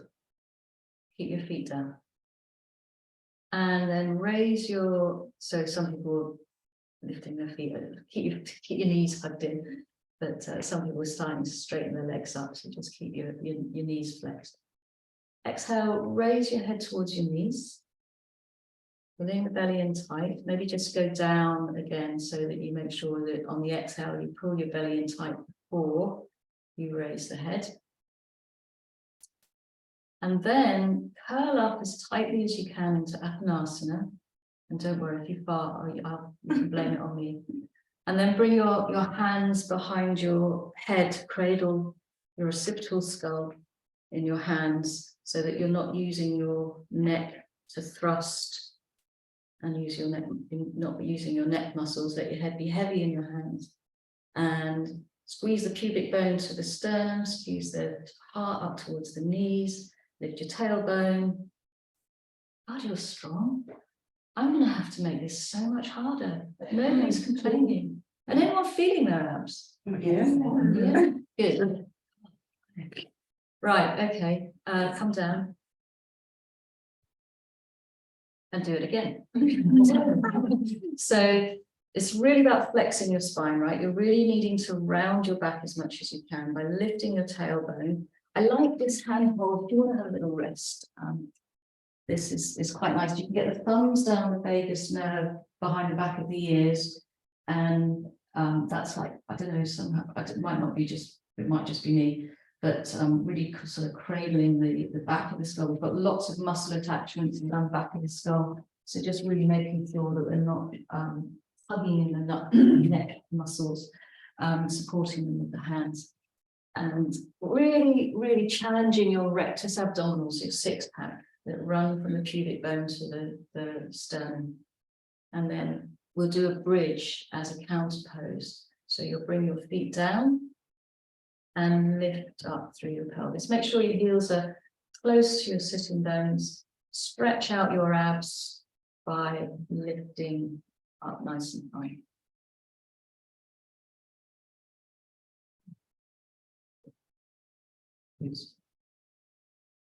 Don't wait for my instruction to come down, because I may never give it. Stay as long as you feel you want to, come up and down a couple of times.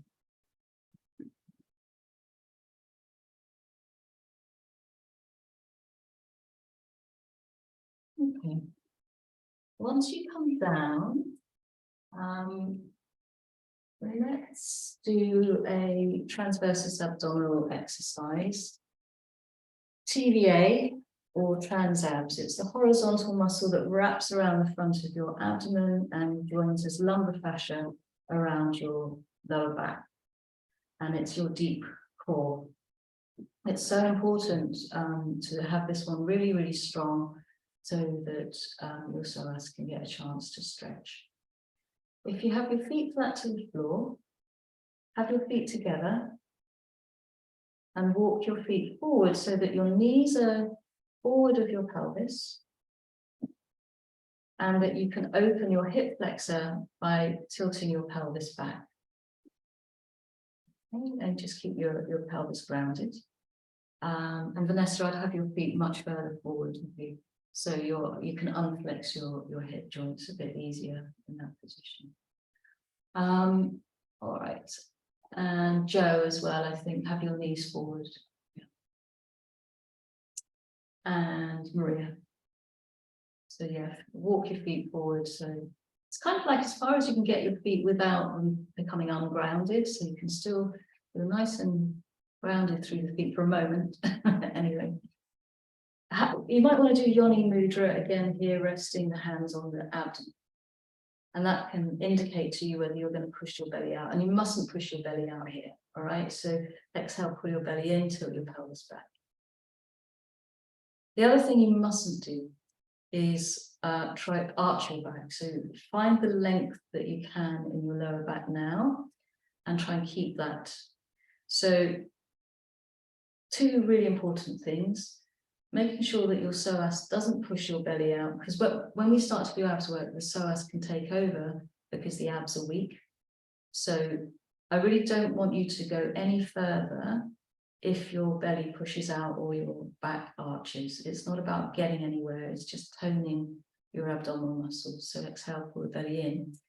If you think about just hovering your feet a millimeter off the floor, don't bring your knees in, because that's a hip flexor action. Keep your knees exactly where they are, and imagine hovering both feet, not one foot, both feet off the floor, sorry. And yes, so good. And you don't actually have to lift them anyway. Don't bring your feet up high, don't bring your knees in. So if you bring your feet back down, make sure your knees are forward, make sure your hip flexor is extended, not flexed. And you're going up too high mark. So you're flexing your hip joints by bringing your knees in towards your chest. That's flexion. So we don't want to do flexion. Get your feet down, get your knees forward, tilt your pelvis back. Your knees are going to stay exactly where they are. You're not going to move them. You're going to just lift your feet. Yeah. It's quite hard. Yeah. And the belly's got holding. And your back on the floor. Something's. Yeah, something's tensing, that's good. If it's your abdominal muscles that you can feel tensing, fantastic. And it's very difficult to do it and not have some push out. But what we really don't want to do is bring the knees up to the chest, use the hip flexor as the strength practice. We don't want it to be, it's being strong, we're not necessarily strong, but it's being tight and tense a lot of its life. So it's going to be the one that reacts. It's going to be the one that takes over. And when it takes over, it pushes the internal organs forward. We don't want, and we want the band around the abdomen to be horizontally that way and not pushing forward. It's there to really hold us together, because the only spine, the only bony bit that we've got in our core is our lumbar. So we really depend on this muscle to support our posture, because it's all we've got here. Which one is it? The one that's going like that? That way, yeah, and wraps around the back. Good work, everybody. Yeah, it's a really good, simple practice to help you tone it, right?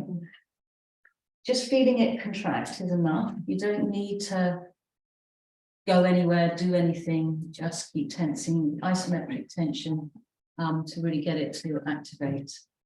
Good. Okay, where are we? Let's do a nice little yin-y twist as we also want to be a bit sort of yin-y. This is a bit yang-y.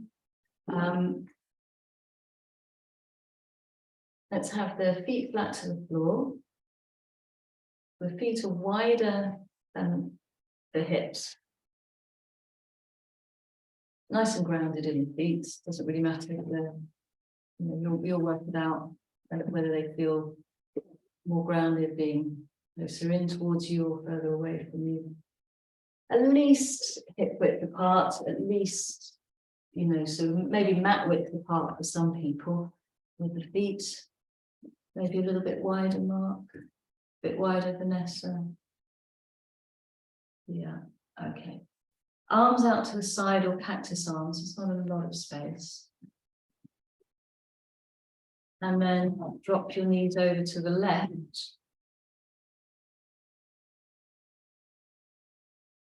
And relax. So the yin, relaxing, restorative, dropping in, dropping down. Use your exhalation to soften, ground. Remember, points of contact. Where is your body meeting the ground? And how much can you allow it to be held and supported through the head, the arms, side of the leg, the feet, across the shoulders, the arms, hands. And then your hip flexor, the right hip flexor will be a little bit more open here. So we'll make this a little bit more active and be careful with your knees. If you start to push your right knee down towards your left instep and have a feeling of pushing your right knee forward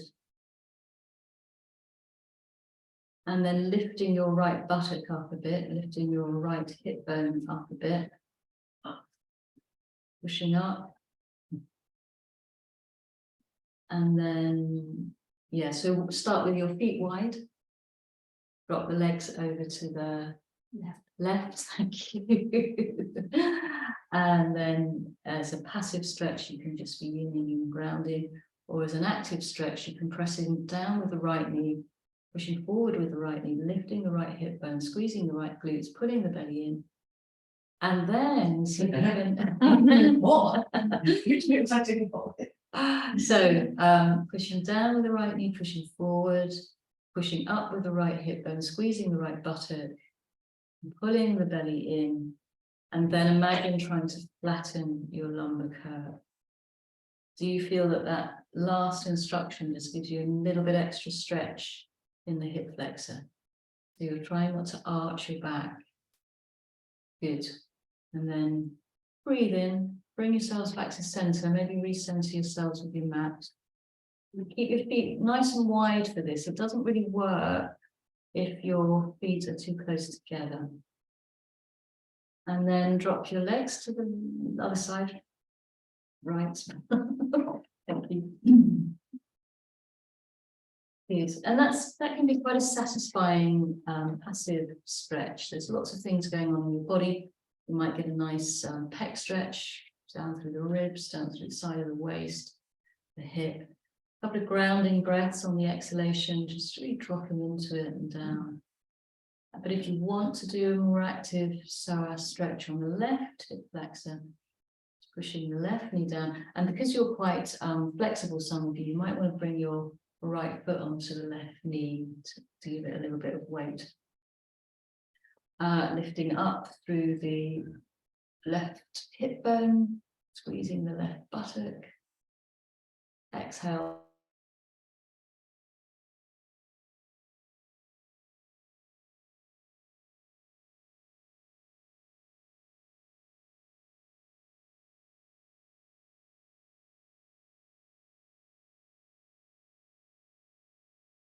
And then relax. Notice the difference when you go from being active to then just dropping back into passive, a nice, quick vagus nerve response. So from here, let's have a slight change of position. You've been on your backs for 2 hours, well, not quite 2 hours, but we've been going for it for 2 hours. So let's go into child's pose. And it's your variation of child's pose. There's nothing really prescriptive about child's pose here. Which is your favorite restorative, relaxing child?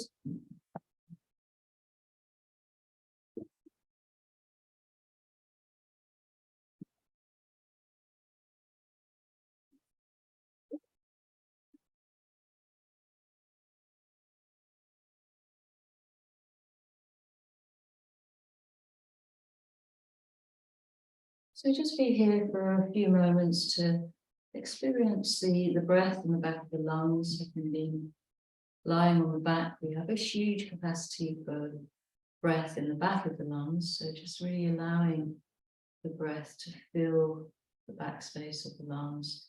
Breathing up and down the spine, breathing up and down the spinal column. Got to mention the center of the spine is what we've talked about Ida Nadi. Nadi just means it's similar to nerves. It's the way energy, prana, is carried through the body in the yogic system.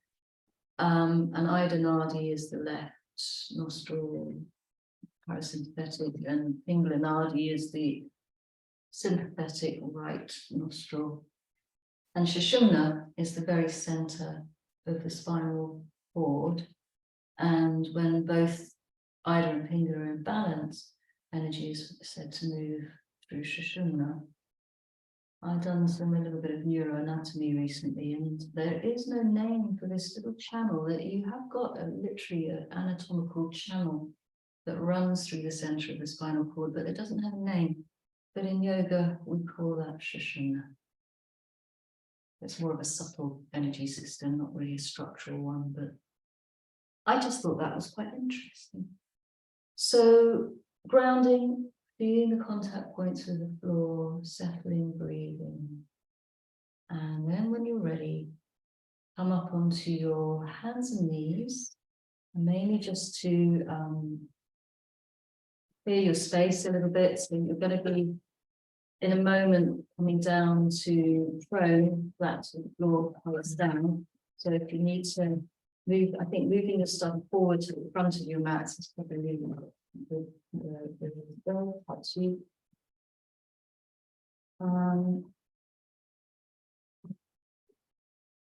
A little bit of cat cow here, cat curling, extension and flexion of your spine, get some rhythm going from the tip of your tailbone up to the crown of your head, and a way to just limber the spine and build some flexibility.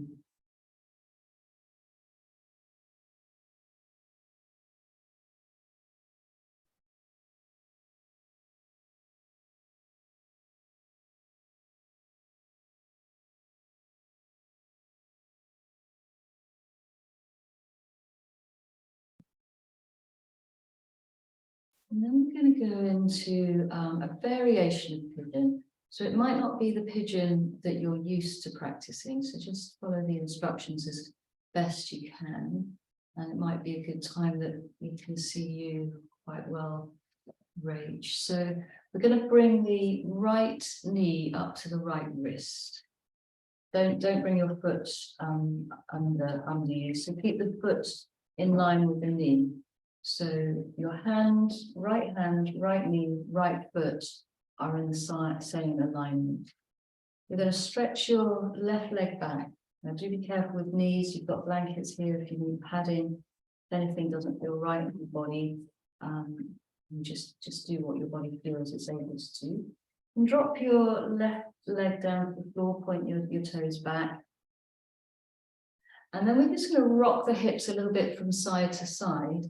And just notice when you rock your left hip bone down towards the earth, that you feel a little bit of a stretch in the hip flexor on the left side, right? Can't see all of you on Zoom, but just check. You've got the foot behind you. And can you feel that? If you rock a little bit to the left, it kind of nicely opens there. So you're going to hold a position that feels comfortable, where you're rocking slightly to the left, opening up the left hip flexor. And just breathe down into that. Now up to you if you want to, and do come down on your forearms if your shoulders get tired. It's a good option. If you want to make this more active, then squeeze your left buttock, pull up into the pelvic floor, all the same instructions as before.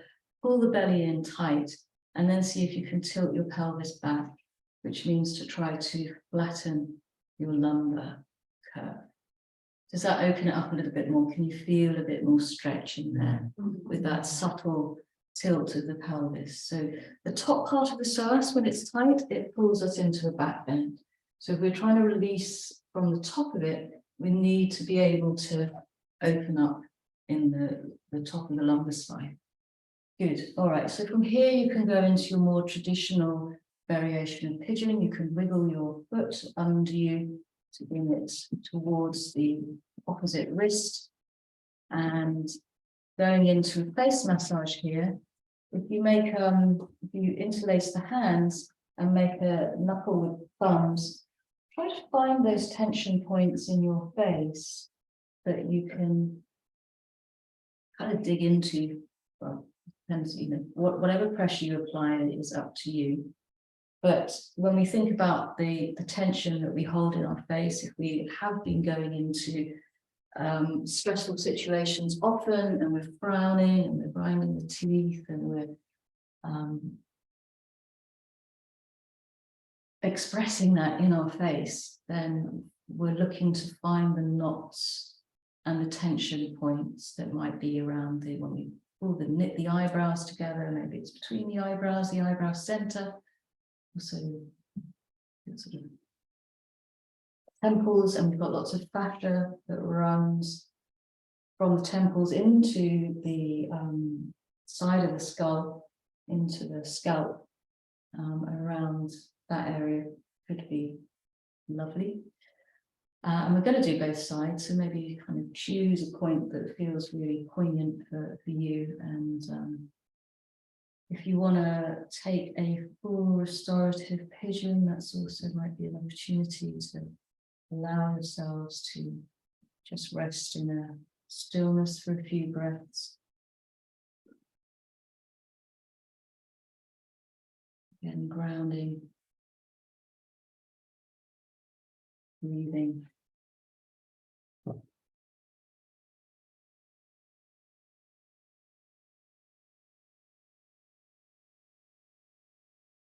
And then just depending on your shoulders, you could walk your selves back up, or you could stay low on your forearms. Just do a little bit of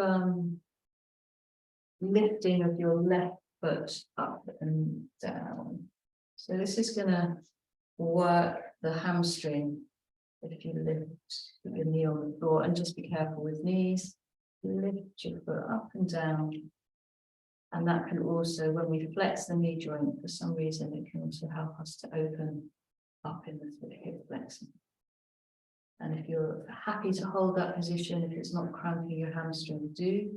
And if you want to reach back and hold the foot, that will give you a quad stretch. Now, that's not for everybody, so don't force it.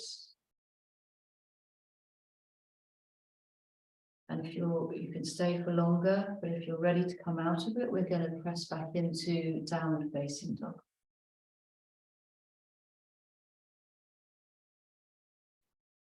So downward facing dog is an absolutely brilliant posture We're doing the exact opposite of what we've just been doing. So here we're spreading the buttocks wide. You might want to feel like you're pushing your feet open wide, spreading the sitting bones wide, stretching the glutes. How much can you tilt your pelvis forward here? So how much lumbar arch can you bring into your lower back?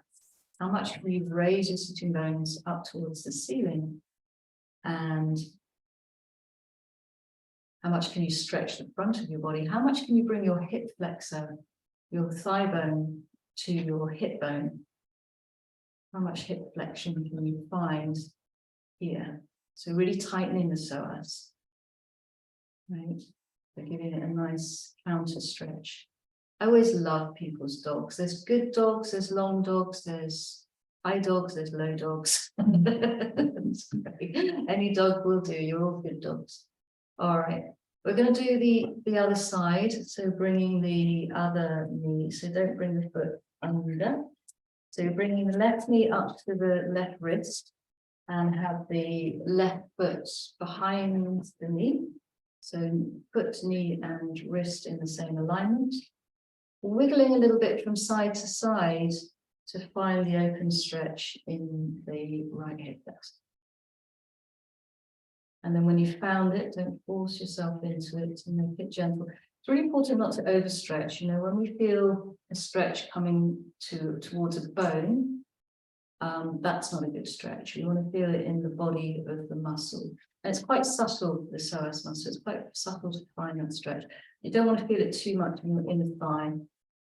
But then breathe into that and then engage the postural muscles that will help you to stretch it. So if you don't have to do this, you can stay in a passive stretch, but if you want to, you can engage the right buttock, pull the belly in, up the tailbone down, and see if that gives you an additional subtle stretch. And it may just help to bring your attention a little bit more to exactly where your psoas muscle is. The deep muscle, it's the only one that connects your upper body to your lower body. And that's why it does so much work. If you want to, from here, go into a more traditional piriformis stretch in pigeon, you can wiggle your foot around towards your wrist. And again, don't force that and watch out for knees. And then either lowering down to the face massage. How are you doing? Yes, so you're okay. Good. And respond to whatever your body is asking you to do. Listen mainly to that at this point. And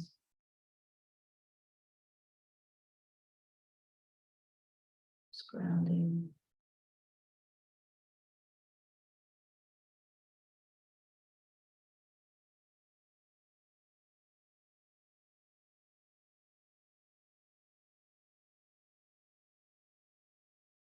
A couple more breaths there. And when you're ready, just taking time to explore how does it feel to do the leg lift on the right side. And what does it change? So the pelvis tilts a little bit, right? So it may change the feel of the stretch in the psoas. And if you want to do a quad stretch by holding your foot, it might be something that some people might want to try, but again, it's not important to be able to do that. It can be quite pinny for hamstrings.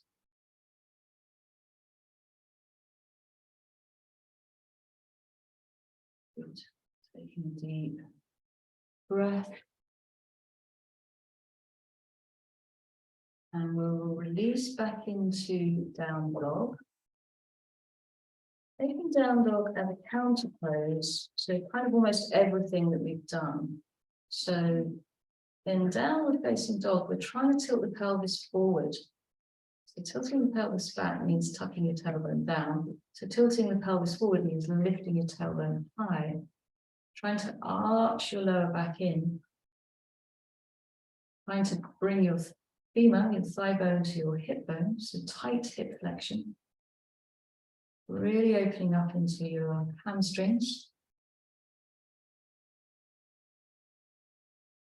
Letting your head relax.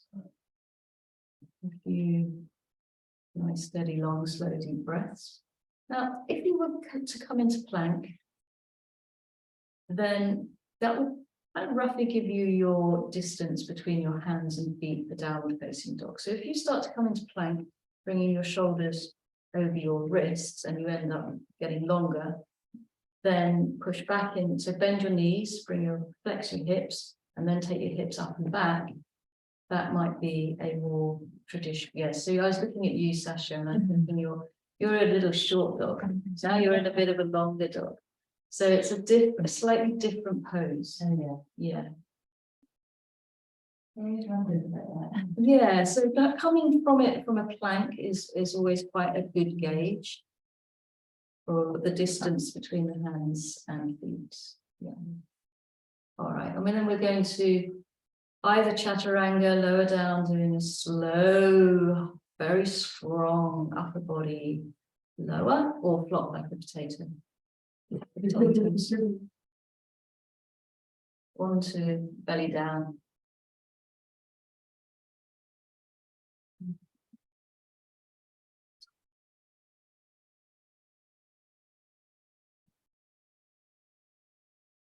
So just grounding again, front of the body grounding, check in with the front of your body, what points of contact are you making with the floor? When you're breathing out, can you just rest, relax, sink down? And then we'll just bring attention back to the core muscles by squeezing the legs together. And this time you're probably pointing your feet. Push down with the front of your pelvis, so you're kind of pushing the hip bones down into the floor, squeezing your buttocks, feeling of tucking your tailbone down and lengthening your lumbar spine. Squeeze the belly in tight, exhale, pull the belly away from the floor.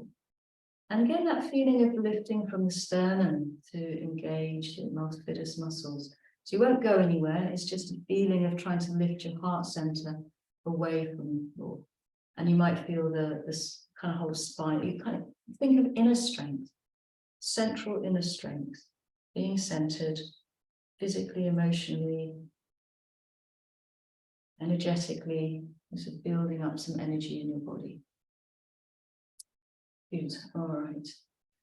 Lift one leg, I don't care which leg, and keep it nice and straight.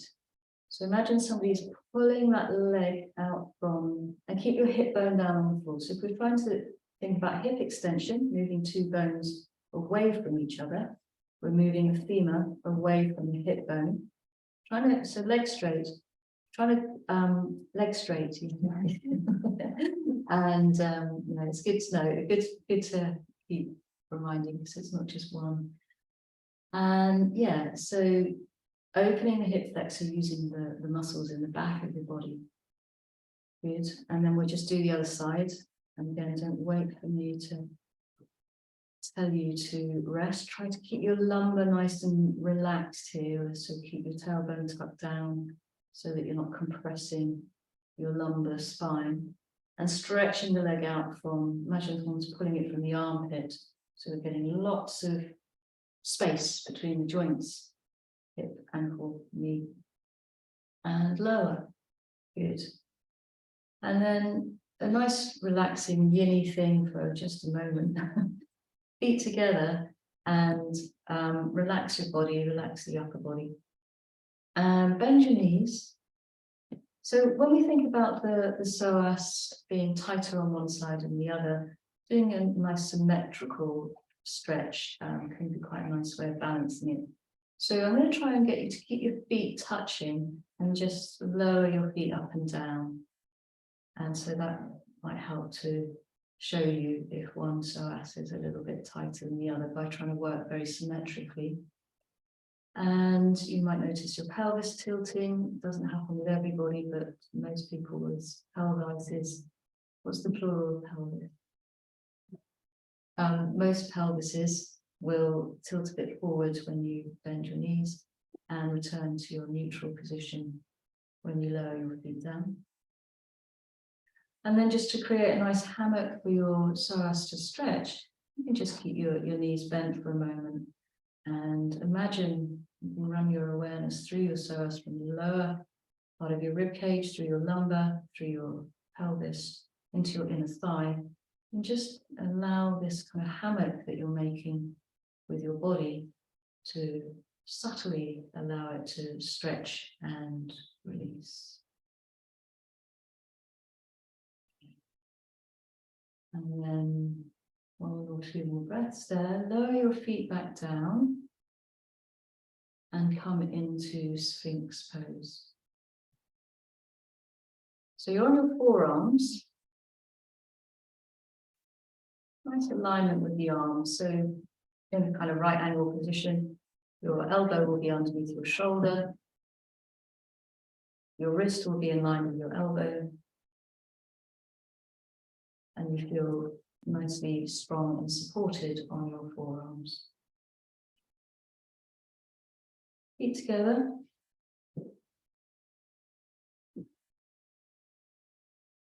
This is going to be, sometimes I think I won't tell people that it's going to be really strong before it is and just let you find out for yourselves. But it might be good, but I don't know whether this is a good modification or not. If you feel at any point bending your knees might help, and definitely keeping your knees on the floor might help with this, then that might be a good option for you. Otherwise, let's see if we can start strong. So you're going to exhale, pull your belly in tight and just lift your navel away from the floor and flatten your lumbar curve, flatten your lower back. And then if all's going well, start to lift your hip bones off the floor. Keep your lower back flat. Squeeze the pelvic floor, squeeze the glutes, squeeze the belly in. If all's going well, you might lift the front of your thighs off the floor as if you're lifting your hips in line with your shoulders. Yeah, nice work, Maria, but I'd maybe try and get your hips to go up higher. Maybe before you take your knees off, see if you can get your hips up higher before you take the knees off and flatten your back a little bit. Nice. Okay, so flat back is where it's at. And some people want to go into full forearm back. If you're doing it with your feet pointed, so much stronger than if you do it with your toes tucked under, right? So you're not using your leg muscle. It's the hardest thing you've ever done. Yes, good, great. And it's coming down slowly, which is the most important thing. Gravity wants to pull you down with a bit of a plonk. And if you can come down slowly, breath by breath, section by section, you'll be working your TVA, all parts of your TVA, really effectively. It's a big muscle. Some bits of it are stronger than others. So if you go up super slow and come down super, super slow, you'll be doing a really big favor to your transversus abdominis. Oh my God, I think everybody needs a bit of a rest. All right, let's go on to the back again.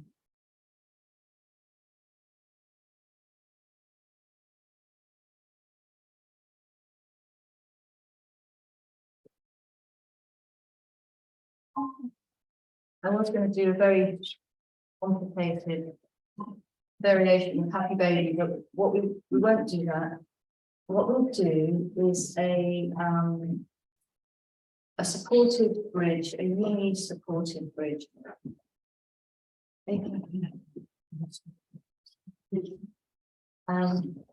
So my beautiful assistant, if you'd like to, I might want to go sideways with this, so that you can, yeah, you can go sideways for camera. I would suggest that you build up blocks or bolsters or anything that you've got around you. There's plenty of blocks I can get people. But if you could start to come up into bridge, and then if you were using lower blocks because you want to do something a little bit more gentle, you could do something like that. Make sure that's not on your lumbar curve. Make sure it's on the back of your pelvis. So that looks like it's a little bit high up your back. So you might just need to shift that down. Or I think maybe bolsters aren't too aggressive either. So try this as well. Just take those away. That might be quite a nice option. But for the, you like that? But for the ones that want a big stretch, you come up onto your toes and bring the width of the block under. And hold on to the edge of the block, make sure it's perpendicular to the floor, so you need to bring that off the edge. Forwards a bit. That's going to keep your pelvis lifted so that you can then just let the weight of your pelvis sink down onto the block, or onto the bolster, or onto whatever you're going to do. Can I get anybody extra stuff? Two of these left. Yeah, good, Tracy. Good. Nice. You look great. You always look great. Yeah. I know. I took a photo of the room before everyone came in. No, you really messed it up. So find what works for you. Is that all right? Yeah. Yeah. Very relaxed. Yeah. And it's lovely. Passive bricks instead. Yeah, yeah, can building up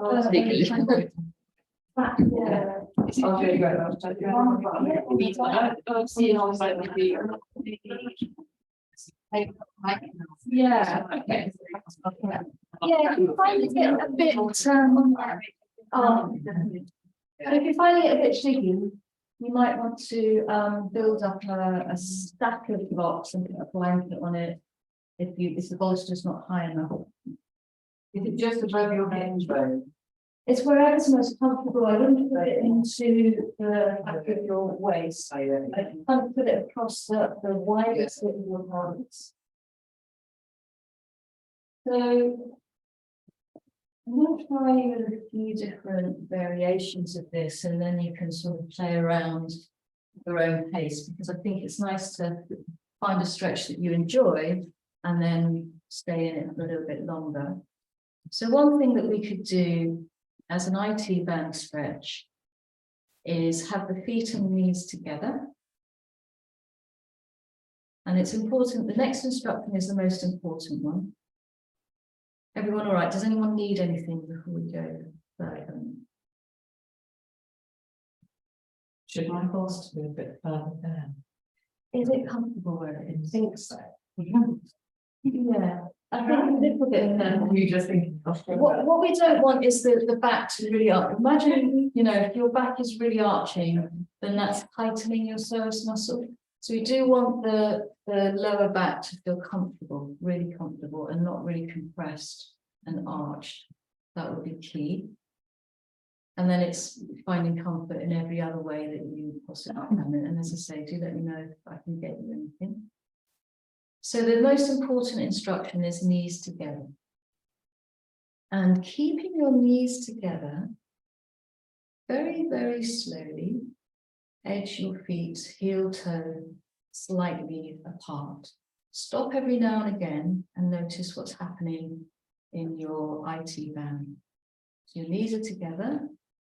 Keeping the knees together, you just start to take your feet a little bit wider. And at some point, you won't be able to take your feet any wider. And hopefully, you've got an internally rotated hip joint, which is a release of your psoas muscle. Because we know that the lower part of your psoas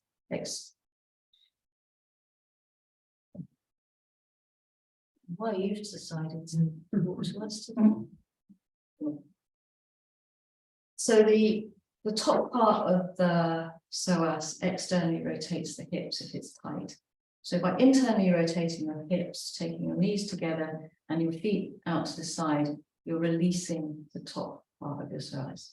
And you might be feeling stretch in the outer edges of your hips, which can be very tight. So IT band. You're all right, Sasha? Yeah, okay. Yeah, more comfortable. Yeah, okay. So that's one thing you can do. If you've got tight IT bands, that's quite a nice stretch. Go very slowly and gently towards the next one because it's the exact opposite. So you don't want to stress your body out and go from one extreme to the other. And watch out for your hamstrings and your knees as you bring your feet into prayer and gently let your knees come out. Are you all right, Tracy? Yeah, I'm going to turn it on. Oh, it's getting going to fall off. Yeah, holding on to this side of your block would be useful. So Baddha Konasana, soles of the feet together, knees relaxed down. So this is an external rotation in the hips, stretch on the inner thigh, maybe a bit of contraction in the TFL.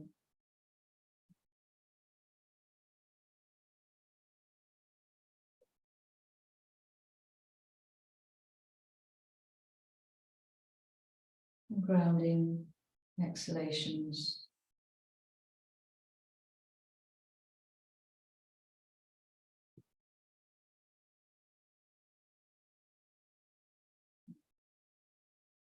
Other things we can do is bringing your feet and knees back to a sort of more neutral position. Just go again, careful with the back of the legs and the hamstrings, and careful with the just watch your body here. So knees and feet together, and then slowly walking your feet forward to open your hip flexors to a degree that you feel comfortable. So of course, we're moving the femur away from the hip bone, the legs are moving forward. If you want a strong strengthening practice for the arches, you can try and keep your feet flat on the floor with your big toes grounded, and that will really lift the arches of the feet. And for your hamstrings. Good. Good. Taking another breath or so there. Walking your feet back in when you're ready. Just bring one knee in towards the chest. And you might want to stretch that leg up.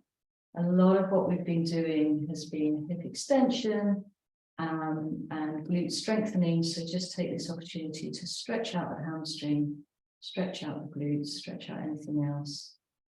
And then swap it out when you're ready. Spend as much time as you feel you want to, within reason, on both sides.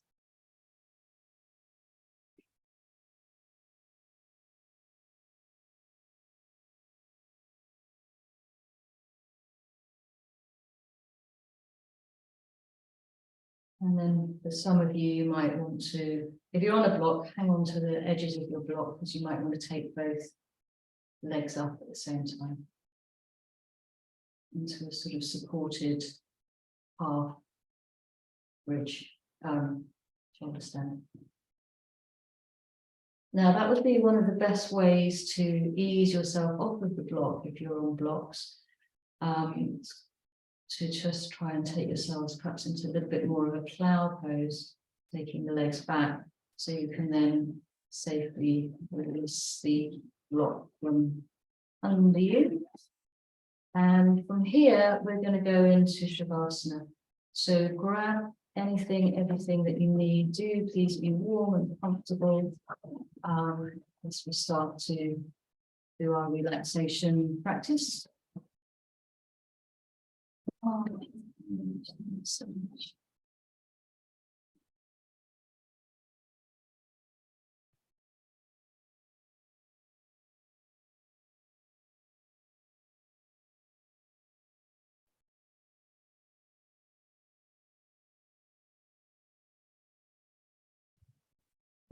Okay.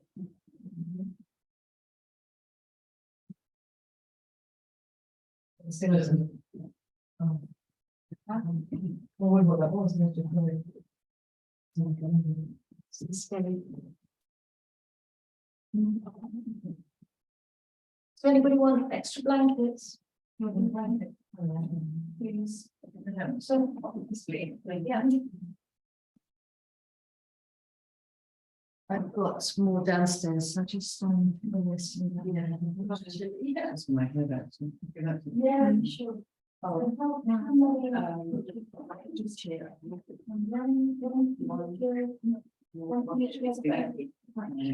Anybody else?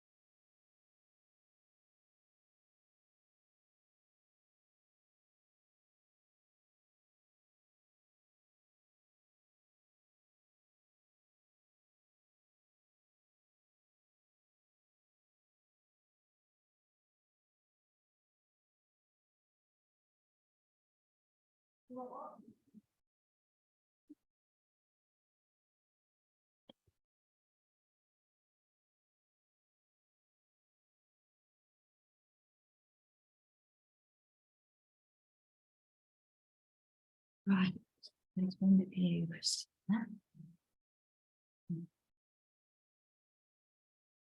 So you need to unfurl it.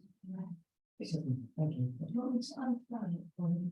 It's It's about you. and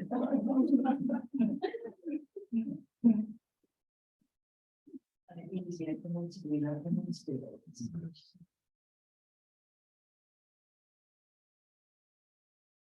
All right. So, just settle, ground, relax, let go as best you can. Come back to a little bit of the stuff that we did at the beginning of the session. So,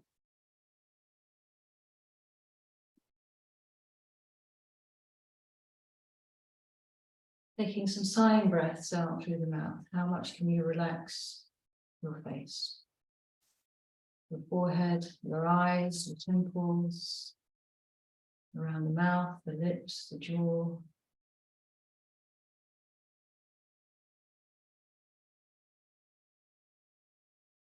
Look into the space behind the eyes, internal pratica. Taking your awareness into the back of the brain. Let your head be heavy. Feel the contact point with the earth through the back of the head.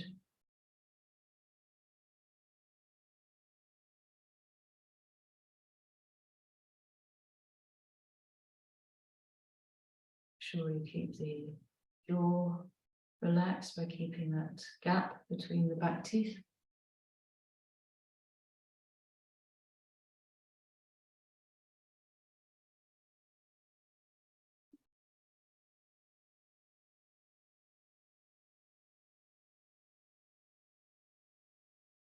Soften the root of the tongue. Take your awareness to the tongue, take the awareness back to the base of the tongue. Imagine how it feels to relax right back into the base of the tongue. Softening around the throat, the larynx, the pharynx. Imagine all the muscles in the back of the neck releasing, and trace behind the back of the ears and around the ears. What sensations can you feel? Running down the sides of the neck.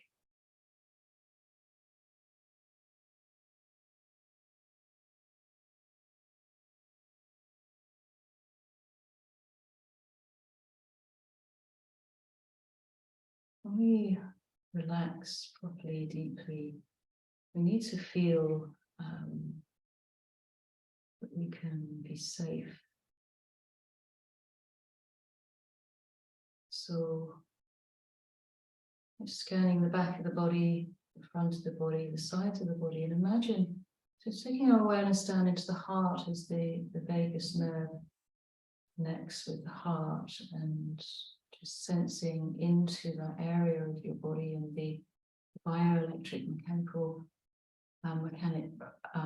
energy that surrounds your body from just the beating of the heart and the energy that the body produces. And imagine that that's just creating this beautiful boundary around you where you can really feel this or sense this bubble, this sphere that's completely surrounding you. It's your safety bubble, if you like.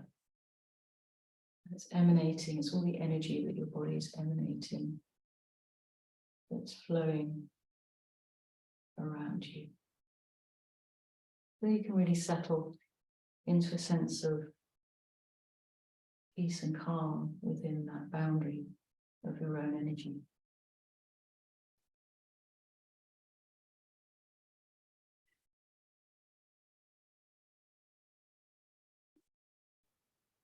The breath has become natural, easy. No need to think about the breath or control the breath in any way, but just sense the out-breath, the most relaxed part of your out-breath. And notice if there's any release, any tension you can let go of. To follow the breath out. And there's usually a still point at the end of the out-breath. So this is really a true moment of stillness, nothing happening in the body. And how can we really ground into that sense of stillness at the end of the out-breath, just for a moment, before the breath comes back in. So rest deeply into that stillness.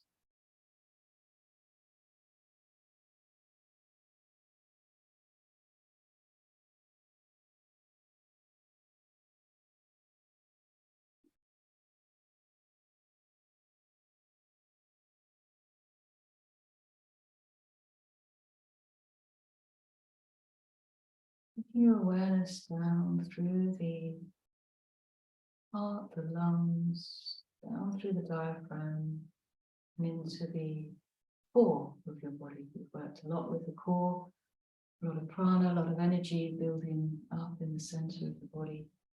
You might imagine that as a ball of warmth spreading out from your center and flowing into the sides, releasing the sides, releasing the internal organs, the abdominal muscles,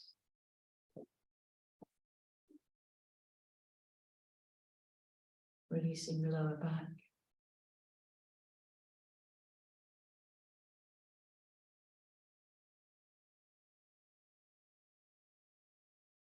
It's continuing to follow the psoas as it moves through the pelvis, through the pelvic bowl.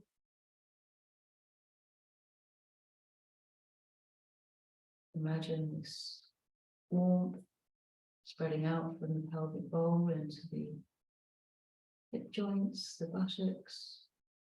Relax the pelvic floor.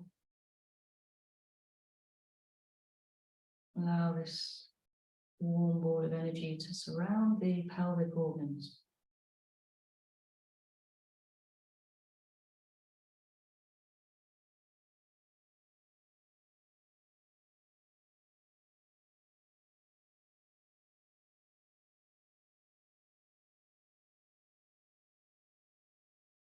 Begin to move your awareness down through the legs, the thighs, the knees, calves, shins, down into the ankles and feet, toes. Feel the sensations spreading back up from soles of the feet, the heels, all the way back up to the hip joints. And just stay with the sensations spreading up and down the feet and legs.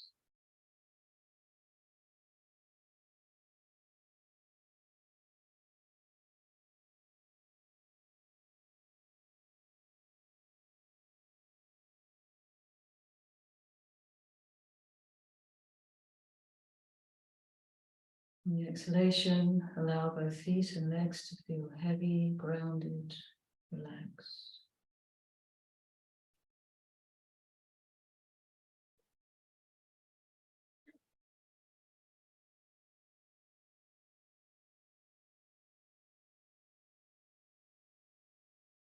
Become aware of your whole body, the back of your body, sides of your body, the front of the body, top of the head, the soles of the feet. Move your awareness into any internal sense of your body's energy, any flow of sensations.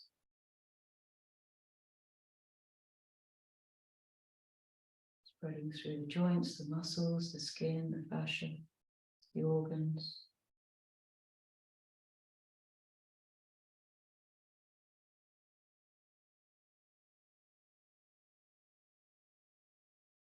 You have moved into a state of calm, relaxed, grounded energy.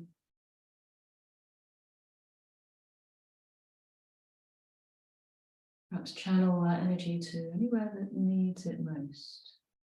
Any injuries, any dysfunctions, anything that needs healing, repairing, balancing.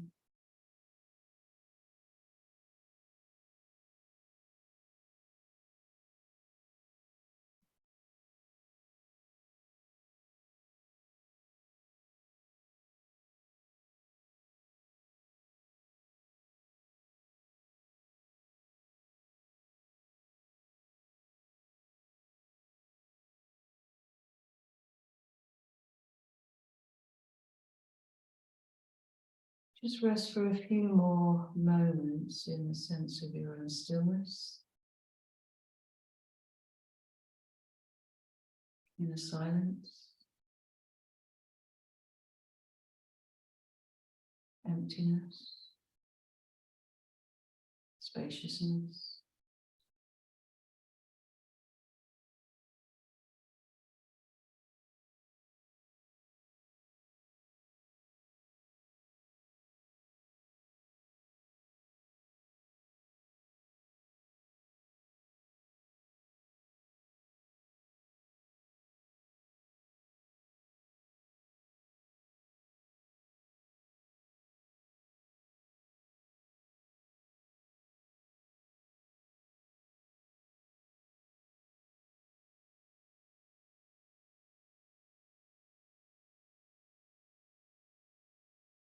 Give yourselves all of the acceptance, compassion, love that you need.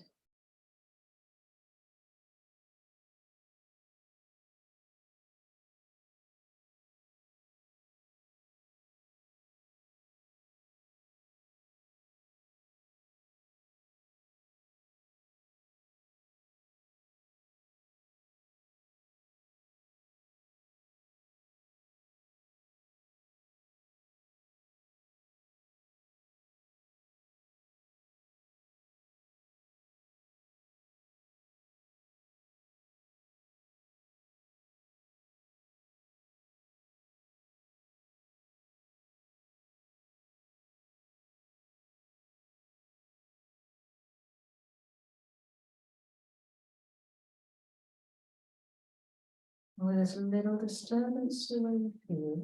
Take your time, there's absolutely no rush. You can bring a bit of movement back to your body, rest on one side, and gradually bring yourselves up to a comfortable seated position. So come into the position that you began the practice in.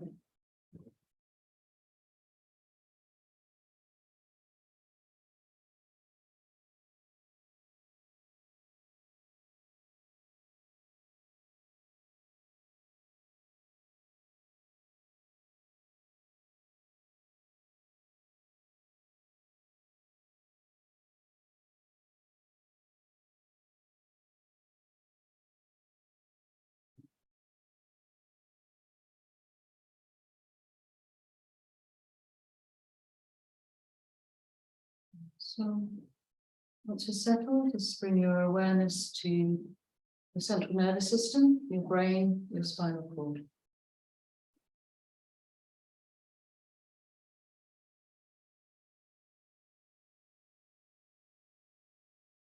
Just visualize the spinal cord running up from the very last nerve endings below the tailbone.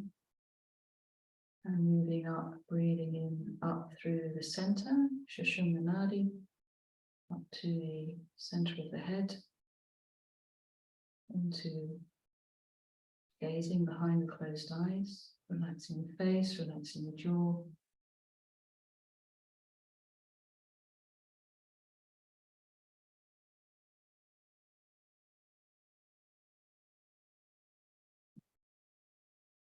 Visualize the sound of Om rising up through the central nervous system, up through the spinal cord. I'm just going to split the Om into its syllables, and we'll start by chanting Ah as you engage the pelvic floor muscles. Feel that the resonance of the R comes from the lower chakras of the earth chakra, Muladhara, Svadhisthana, and the pelvis.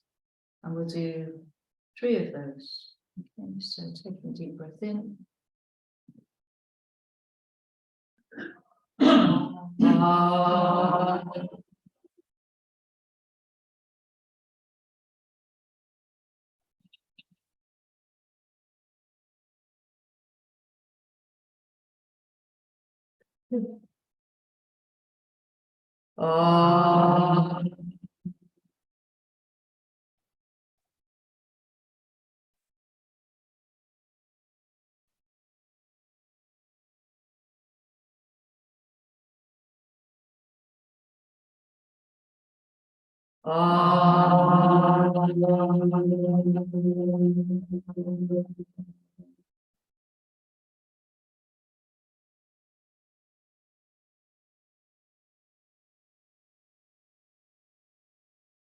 Moving your awareness up into the solar plexus, into the Manipura chakra, around the abdomen, up into the heart center and heart chakra. So the resonance of the ooh sound comes from the center of the body. So we'll do 3 oohs. Deep breath in.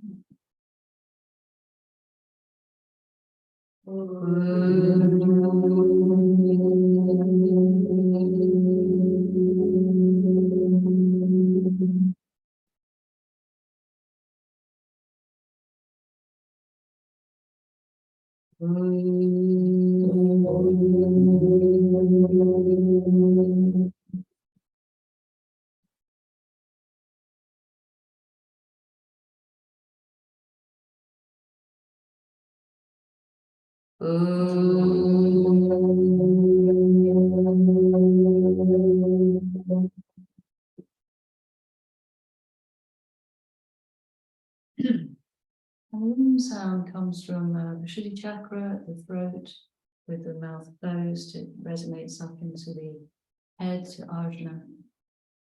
And so we'll do 3 ums.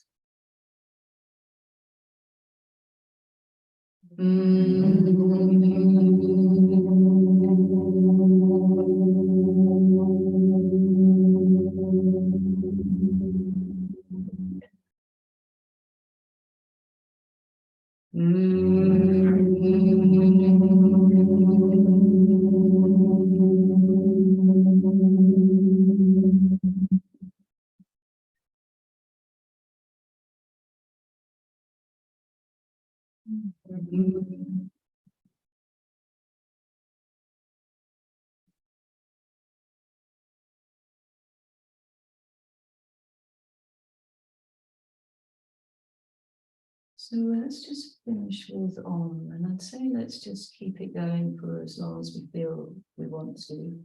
And we'll rest in silence at some point. And the on moves up through the central channel from the earth to the sky. So your central nervous system is like a conduit between earth and heaven. And we'll just keep it going. So whenever you're ready.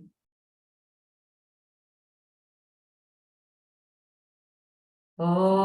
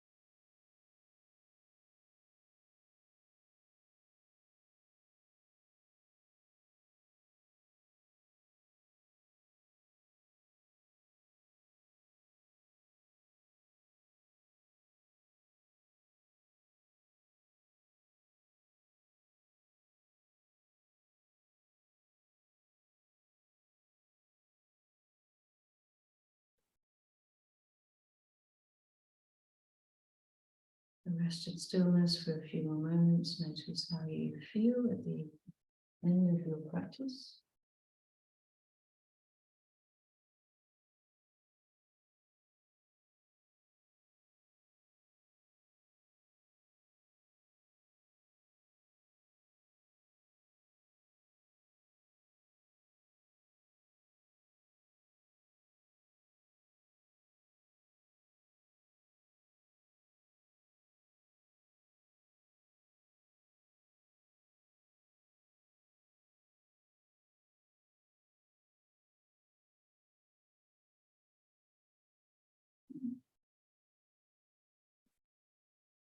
When you're ready, bring your hands to prayer at the heart center. Just take a few moments to breathe into the heart.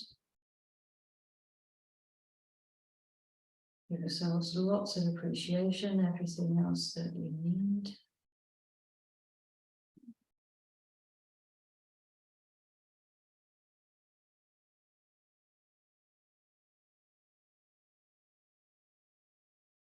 And when you're all ready to close your practice, bow the head to the heart, the forehead towards the earth.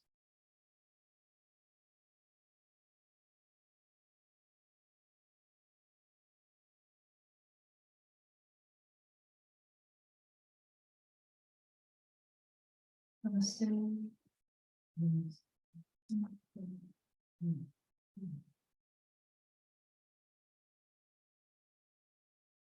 Hi guys on Zoom. Please unmute yourselves if you would like to say anything before we say goodbye. Thank you so much. Thank you, that was lovely. Namaste. Thank you, Rachel. Lovely as usual. Thank you.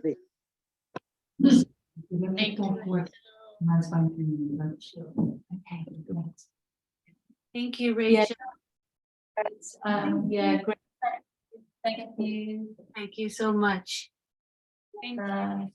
Olivia. Thank you, Rachel, darling. Lots of love. Speak to you soon.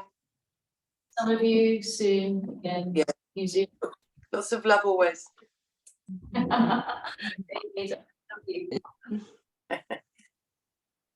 Thank you, Rachel. Pleasure. Sylvia. Bye, Rachel. Bye, everyone. Bye. It's like little stars going out. Last little interaction with us.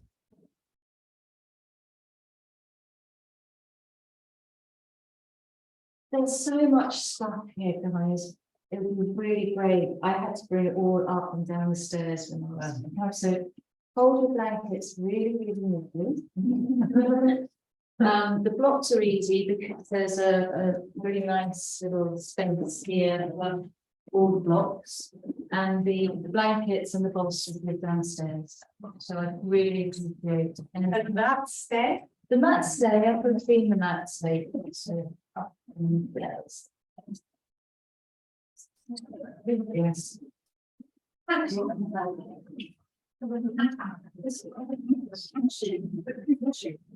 No, because of his cigarette. Oh, I don't know. I'm doing my house.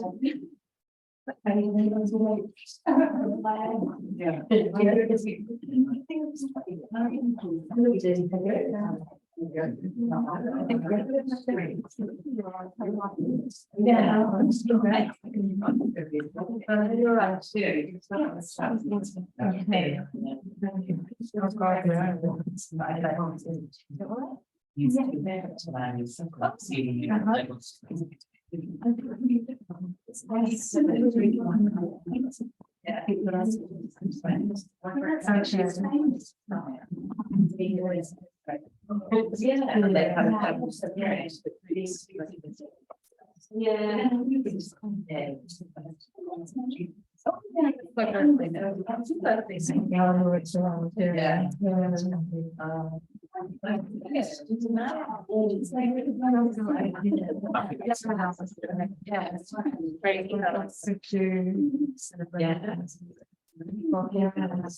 It's all back is yeah, I think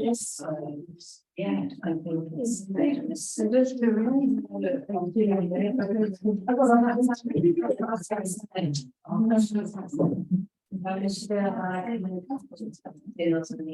she's yeah. And I was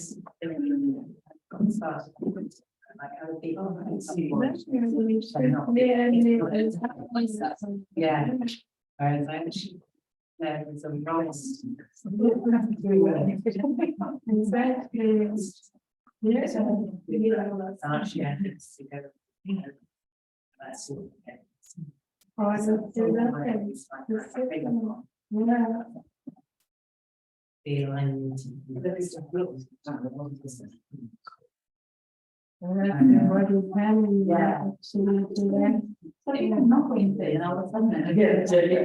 You just got to stop it, can't you, when it's there?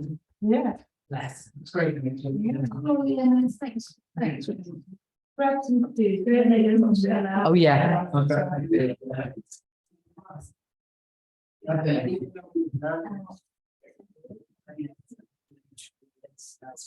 Yeah, exactly. But it's always easy. Yeah. Yeah. Yeah. I used to be just you didn't know that right. And just sitting up change from down you eating? Yeah. Are you staying and eating? Okay. I'm hungry now. Yeah, me too. Yeah, I thought after 3 hours in the middle of the day.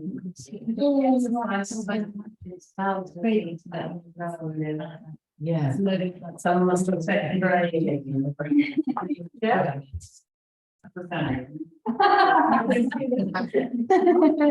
I like doing that.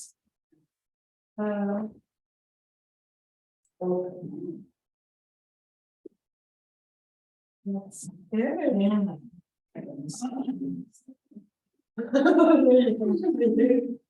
After you. Oh, no, it's okay. I think I might take down this positive. Okay. That's cool. Allow me for some lunch, yeah? It's already up. Okay. Really enjoyed it. Yeah, I've just got to finish up doing the registration for everybody. Oh my goodness. It never ends. Yeah. When I get the first mouthful of food in, that's my bit done. Oh, that's It's my bit done. And now it's over to Rachel. You earned it. Thank you. Oh, thank you. How did you get on? Yeah. I was just saying, I haven't done a lot of yoga, so I need to kind of familiarize myself with all the positions and language. Yes. But I mean, I have done a bit, just about. Yeah. But yeah, really interesting. Good. Well, I enjoyed it. It's always that kind of, the unknown quantity of what it might feel like. It's a lovely space, actually. It's Isn't it? beautiful. Yeah, really nice. I'll come and get my bolster in a minute. I'll do it when I get slow.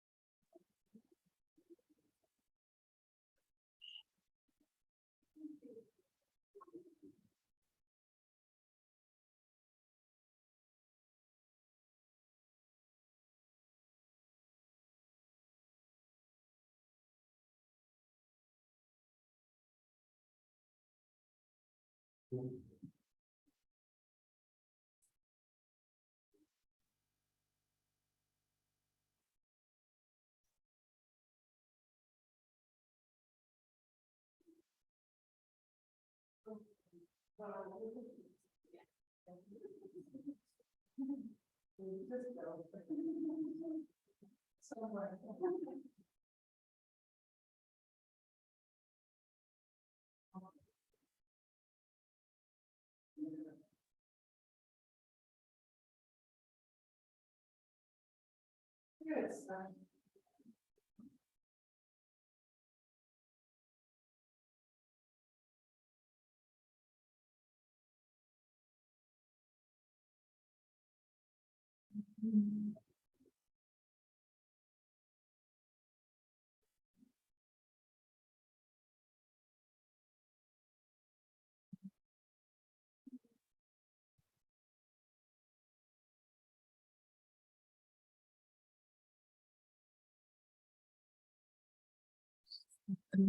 wrong?